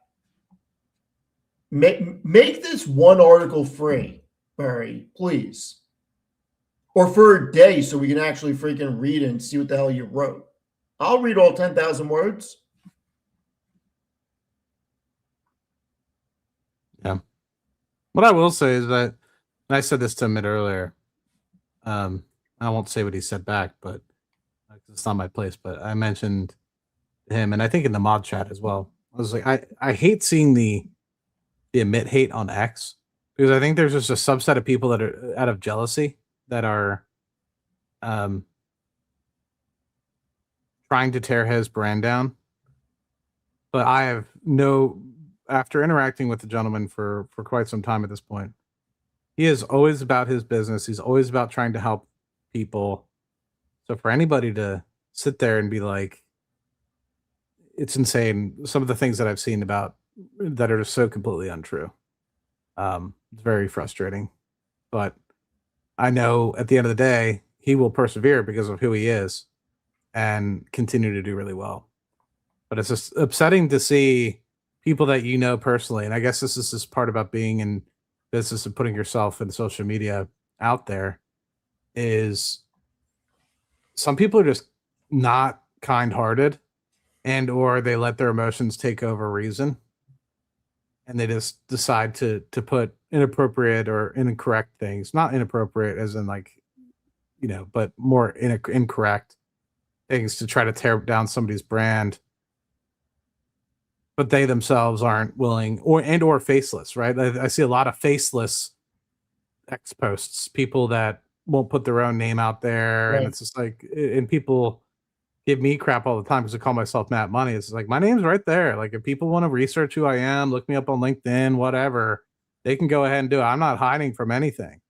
So I find it's always very funny when people point the finger, and I never really liked this term. I always thought it was kind of stupid when you point the finger, three fingers point back to you, but it's kind of the same, right? In this respect, it's like you're trying to place blame on and calling somebody else out for doing something inappropriate because you hope that it deflects how you feel inside, and your insecurities and everything like that. And I see a lot of that going on, and this is very sad to see people piling on Burry's side, not because of what he said or in belief in what it said, but because it's Burry versus Amit or Burry versus me or Burry versus, they use this as an opportunity to try to continue to do something because they don't have the power on their own to do it, which is pretty sad. But it comes with the territory. At the end of the day, I know who's going to win, so it's kind of tough to kind of sit there and I've already seen it happen to several people with not just this recent pullback we're seeing in January, February, but the pullback that we had in November, December, the pullback we had in April last year. We see all these accounts, talking a big game, etc. They just kind of disappear.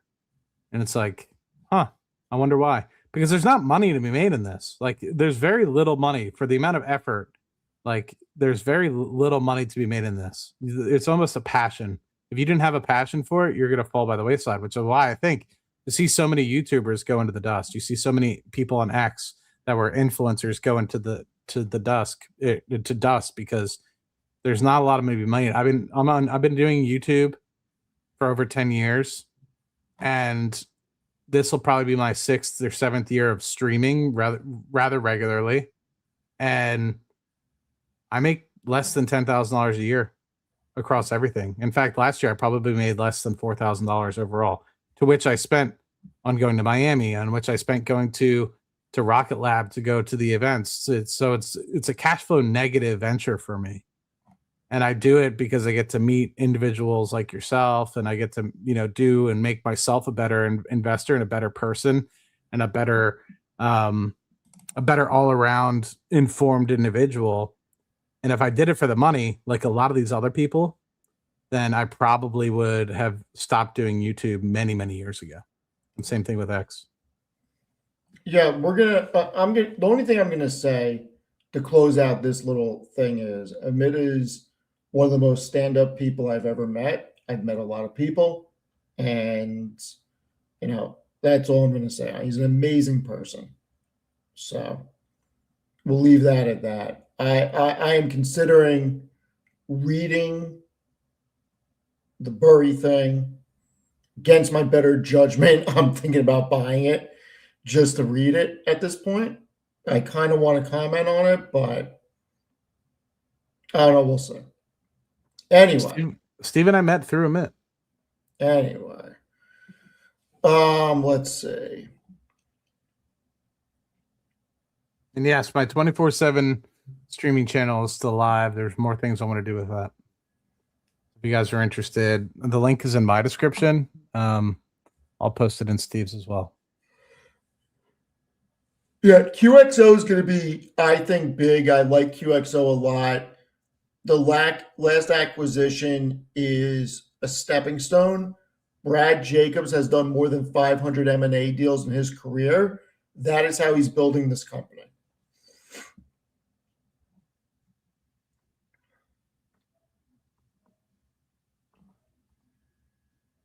Let's see. Real question to the audience. Are most retired or simply watch from work during the day? Seems a lot watch live during the workday. I'm not retired. Cheryl, what's going on? It was a pleasure meeting you at the meetup. Looking forward to seeing you again in LA. Have you researched MongoDB? No. That's one of the ones that I looked at a while ago, and the numbers didn't make sense. I was in Palantir, so I didn't understand their business versus a Datadog or a Snowflake, so I just stopped looking at it, and I just stuck with Palantir.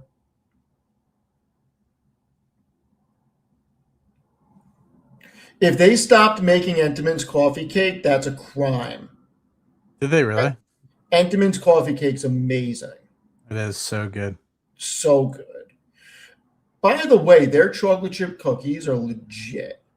Entenmann's? Yeah. Those are the really soft ones, right? Yeah. Yeah, they're not bad. They're legit. Can I just say, I think it's an old pastime, Steve, and I feel like your family probably grew up with this, so you probably miss it as well. Stopping by somebody's house with an Entenmann's and just having an afternoon coffee. Love it. Love it. I mean, I want that pastime back. Well, if you live closer, I would bring it by. Like, hey, we're gonna go. We're gonna go. Well, you can sit next to me while I smoke a cigar and eat some coffee cake and have a coffee. That's my next venture. The next house that I buy, I want to be able to have a cigar room in it, ventilation. There's so many times during the day where I'm just sitting here and I just wish I was smoking a cigar. Yeah, I mean, if you're going to do that, you better call like ABM or somebody and have them do full filtration system with MERV filters and everything. Yeah. Let's see. I did not get the Charizard back from PSA. I probably won't have it back for a couple of months. PSA is up to 95 days turnaround time. Yeah, Steve did go to the gym. He's better than me. Steve's been killing it. What's 5 out of 7 days, Steve? I've got 5 out of the past 6 days. Champion. Trying to get back into somewhat shape. You're doing a good job, man.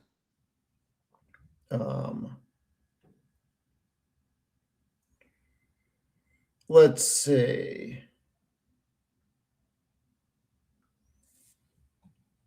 Let's see.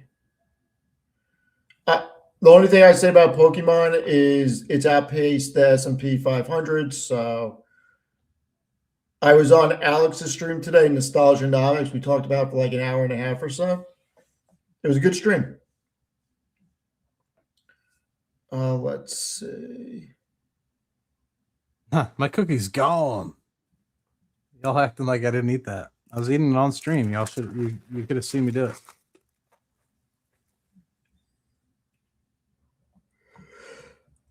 Matt, what are your favorite cookies? The people want to know. Let me think. I don't eat cookies nearly as much as I used to because obviously for the past 9 months or so, I've been really trying to cut back. While you're thinking, now that's heroic. You have 1,000 cards at PSA. 1,000. I thought freaking the Judge Collector was bad. Bad breaks. Are you a breaker? Are you a reseller or just personal collection? That's a lot of freaking cards to have at PSA. You got to be some type of vendor or something. That is a lot. It's 25 grand worth of cards, just grading fees. I don't know.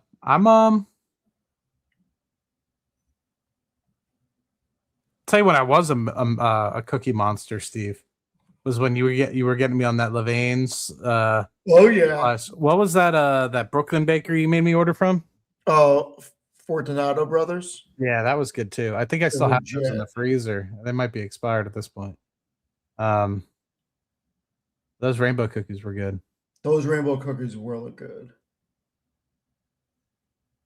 I don't know. If it was just like an everyday cookie, I'm a big fan of the white chocolate macadamia nut from who's the people that sell them in like the 8-packs, the white bags. They have like the Milanos too. I forget. Oh, Pepperidge Farm. Pepperidge Farm. Yep. They make legit cookies. They're not bad. Yeah. But I'll tell you, the something I really enjoy now that I'm a little older is a good biscotti. Biscotti's legit. Biscotti's legit. Yeah. I looked into Hims. I thought it was getting inexpensive, and then all this shit happened, and I'm no longer looking at Hims. AXT. What's AXT, Steve? I'm not even sure. Oh, Chef Mike.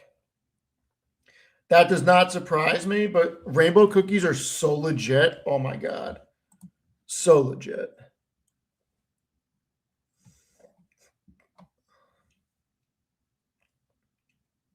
Girl Scout, I can send you my link. AXTI. Let's see. What the hell is this? AXT Inc. I've never heard of this company before.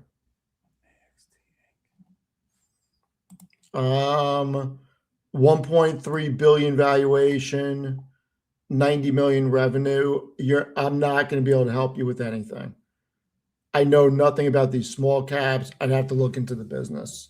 Would you want a I don't legit know. cookie sponsor? I'll take any sponsor that I actually think and I can align with. Like I got a sponsorship the other day, big name, big name. But I was just like, I don't use the product, and I would hate to put my name next to something that I don't actually use. Big name though, and I'm sure they're willing to put money into it, but I don't know. Like I said, I've tried that route before. You know, I've tried going down the small gold, silver, like bring them on the channel, talk to the CEO stuff, and it, unfortunately, even though I don't think that people will just blindly buy things, unfortunately, people just blindly buy things because they're on the channel. And I thought it was more of like a CNBC, right? Bring them on, interview the CEO, you know, and people would just blindly buy it just because it's on the channel. And that's just when I found that out. I didn't feel right. So same thing with having a sponsor on the channel. If I Can only we want to put my discuss name, best type of Girl Scout cookie? What do you think, Matt? I already know which one I'm going with. I mean, I like the caramel delights or the peanut butter sandwiches. So my top used to be a frozen Thin Mint until I started eating the Samoas. Oh my God. Smos are the caramel guys. They're the hold on. Girl Scout cookies. Yeah, Nutter I don't Butter. want to meet the Girl Scouts. I want the damn cookie page. Here we go. Yeah, I'm not trying to be hustled by a 4-year-old. So I mean, I'm a sucker like, for. sir, can you buy another one? I'm like, Jesus, like, what am I gonna do? Like, make this little girl's life because she sold an extra couple boxes, or I am so bad with that stuff.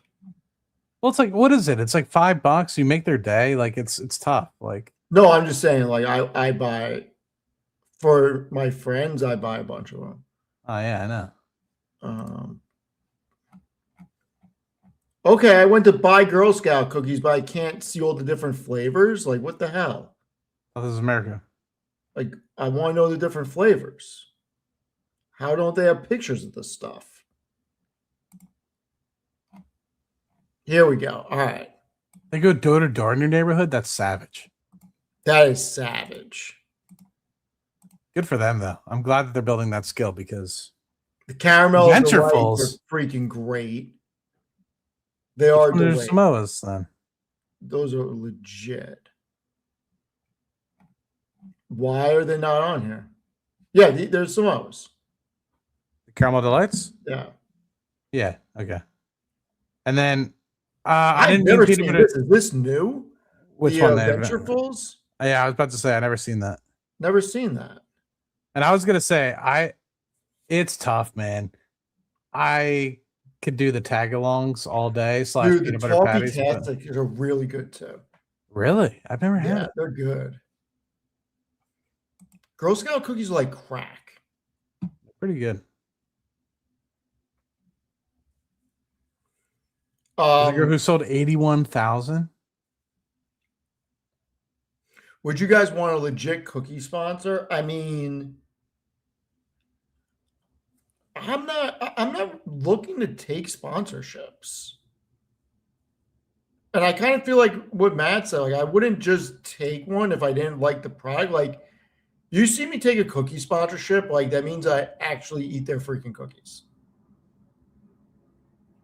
Like I would love a Celsius sponsorship or like I'm not against it, but I wouldn't just do it just to do it. what does this Mac guy think he is now? Uh, What? oh, that's interesting. I look, Sir Charles, it's same thing I said last night and the night after. I think it's ServiceNow and Salesforce. Those are the two that I'm buying. I think if you want to consider Microsoft a SaaS company, which I don't, that also.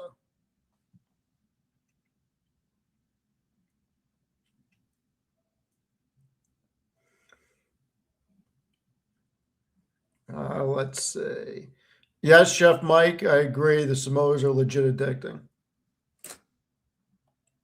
Yeah, Oreos are like crack. Why is that? And is Oreo Milk's favorite cookie?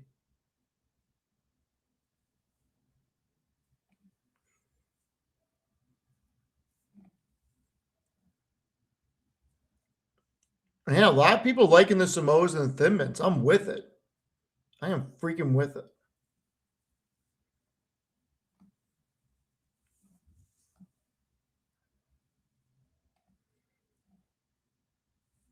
Let's see. I agree. You cannot stop in one cookie. It just doesn't happen. Look at this guy sneaking up on us. Steve, is this true? Freaking Tevis. Tevis, why aren't you out and about? I thought Tevis would be.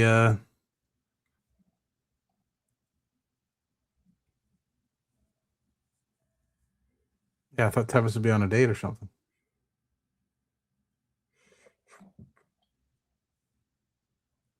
I don't think anybody eats one cookie.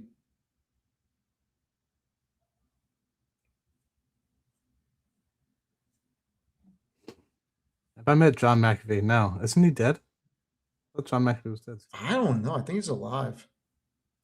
What? I don't know. He's alive in Central America, deciding. Who knows? What do I know? Steve, what happens with ET if Dems win midterms? I mean, I don't know that we can say that it's going down because it did pretty well with them in charge. So This is my thought. Whoever is going to be the largest natural gas, not LNG, whoever has the best access from wherever gas fields, meaning Appalachia, Haynesville, Permian, who else has a lot of natural gas? I guess there's some natural gas in Utah, Colorado as well. Whoever has the best access from that to the Gulf Coast, I think will continue to do extremely well. I think oil production is within a million or two of its peak here in the United States. We might see another 500,000 to a million barrels a day coming out of the Permian, but going north of 6.5 million barrels a day, I think is just very tough logistically. You're going to have a lot of productivity competition, and you're going to have a lot of just reduction in productivity, which we've already seen, I believe, in the Permian. I think people are starting to see that. You're starting to see people write down based off of future productivity guidances that they've given in the past.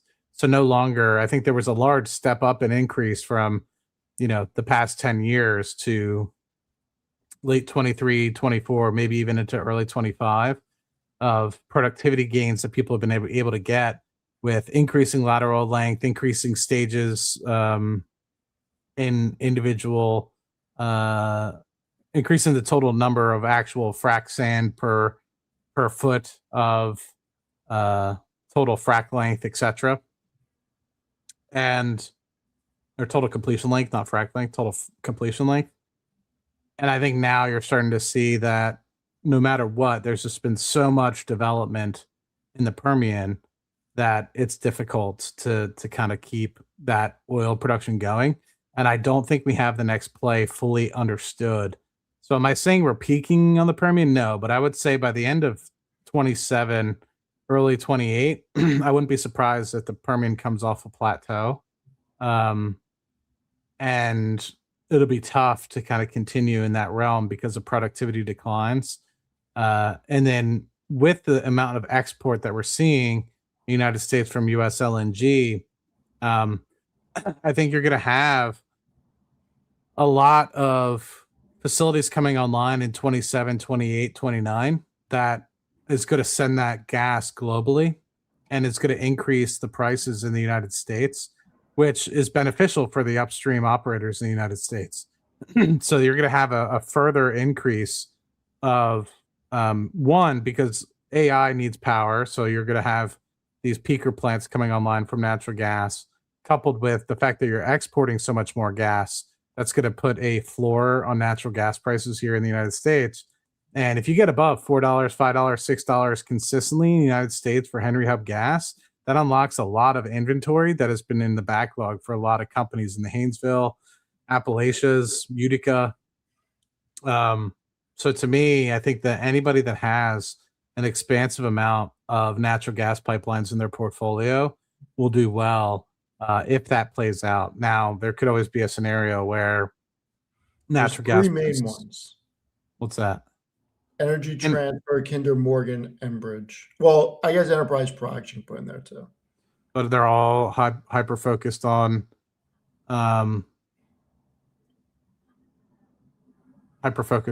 natural gas, or are they I forget. We took Kinder Morgan and Energy Transfer have the most natural gas pipelines, I believe. Kinder Morgan's like 76,000 miles of just natural gas pipeline. I think Energy Transfer is like 60,000 or something like that. There you go. You don't know what I do. I work in oil and gas. That's all you need to know. Matt actually knows his shit when it comes to oil and gas. Let's leave it at that. If you guys are interested, you can search for me on the internet. Can we end on something? I never want to end with you, Steve. It's always a blast being Neither do I, but I need to end the stream in a little bit. This makes me so annoyed. What's that, Steve? I kind of want to go on a rant. Drowning in 1.65 million in student loans, accepted a job with $250K base and up to $50K bonus. Orthodontist, went to Pepperdine for undergrad, 4.5 years. NYU for dental school. Roseman for ortho residency.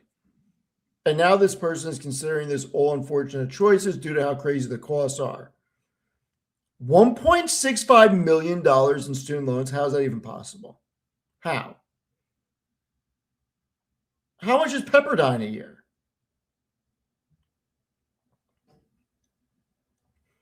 I don't know. And how many years of school is that? That's what, 16 years? No, it can't be. 4.5 for undergrad. Dental school is what, 4 or 5 years? 12 years? Probably, yeah, 10 to 12. I'd like to bump up my earnings by being an owner, but banks have mentioned that my debt is too high to loan more for an orthodontic practice. My standard payment over 10 years is just under $20K a month. How do you even live your life? Think about that for a sec. $20K a month? That cannot be on the 1.65. That's got to be if they wanted to borrow for a practice, because $20K a month, you're not taking home $20K a month on 250 base. $20K a month is $240K a year. You pay taxes on 250. Here's the problem. We need orthodontists. We need dentists. We need doctors. This is crazy. You're going to make people not want to become medical professionals. This is bullshit. Now, once again, I have no idea if this is the route. I'm obviously not a dentist.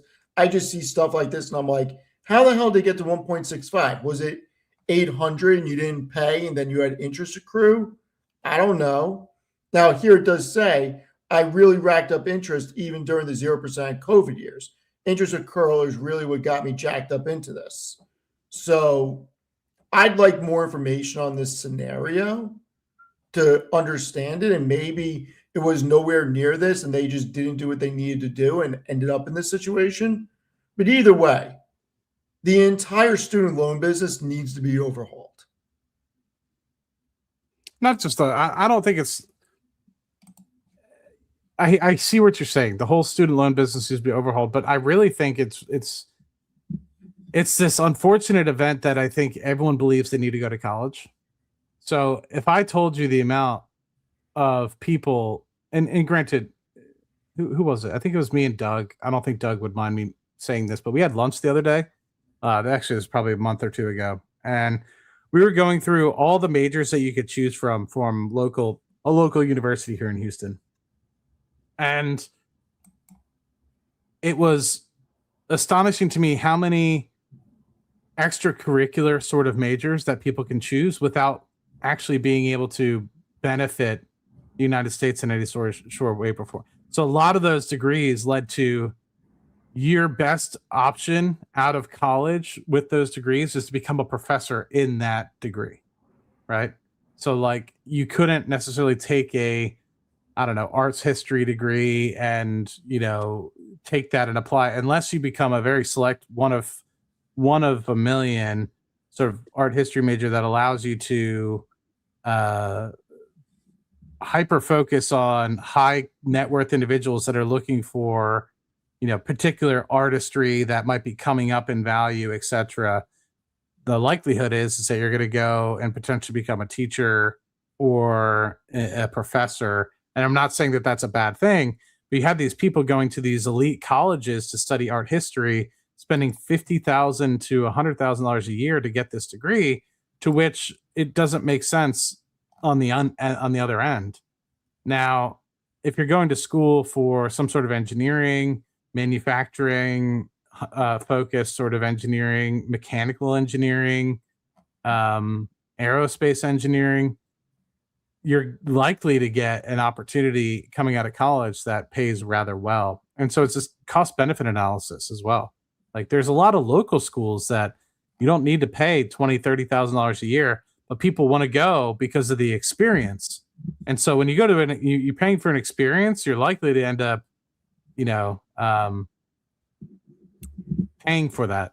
Right? Like I went to Penn State. Fortunately, maybe take this with a grain of salt. I was fortunate. One of the greatest gifts my parents ever gave me was to pay for my school. But I didn't fuck around. I graduated in 4 years. I took extra. I switched majors. That maybe they were like, "You're probably gonna have to go 5.5 years." I said, "Absolutely not." I worked and did like 20. Sometimes I did over 20 credit hours, which is like 1 or 2 additional classes needed to be able to graduate in time.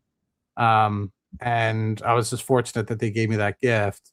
And look look how I've been able to kind of build on top of that, right? I've been able to hyper focus on a good career and get my feet under me and be able to save a lot of money.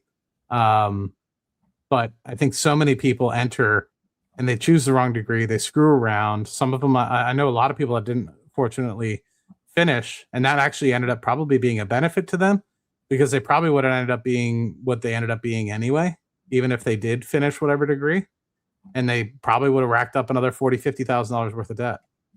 So to me, I think there's this lack of conversation about money in households growing up that I think is really the problem. And this American debt overall crisis within America. Obviously, we have the federal debt, we have personal debt, but I think it's this lack of education. And I don't agree 100% with what Dave Ramsey says, but he has a point in a lot of what he says. And it's almost like I think a lot of people need that extremism of what Dave Ramsey talks about, because otherwise people do exactly what this woman said. And I don't know the whole situation, so it's tough to comment specifically on what this woman said. But what I can basically gather is people put it out of mind and they say, I'll kick the can down the road. And next thing you know, 20 years down the road, it is not able to be put out of mind anymore. The chickens come to roost and eventually you're going to have to start paying it. So I don't know. Dookie Pie, thank you very much. I will definitely get some milk. Going to get some tomorrow, actually. Oh, all right. Matt, I think we're going to call it. Steve, you're a good man. We will be on tomorrow at some point, everybody. Matt and I will get a time and do the small portfolio update. I think if my time, Steve, is probably from 5 to 6 Eastern, where I'll be doing Rocket Lab Weekly. So before or after that? Well, there's no market future show from Amit because the market is not open on Monday. So let me see what I'm doing tomorrow. Let me see what time I think I'm going to be home.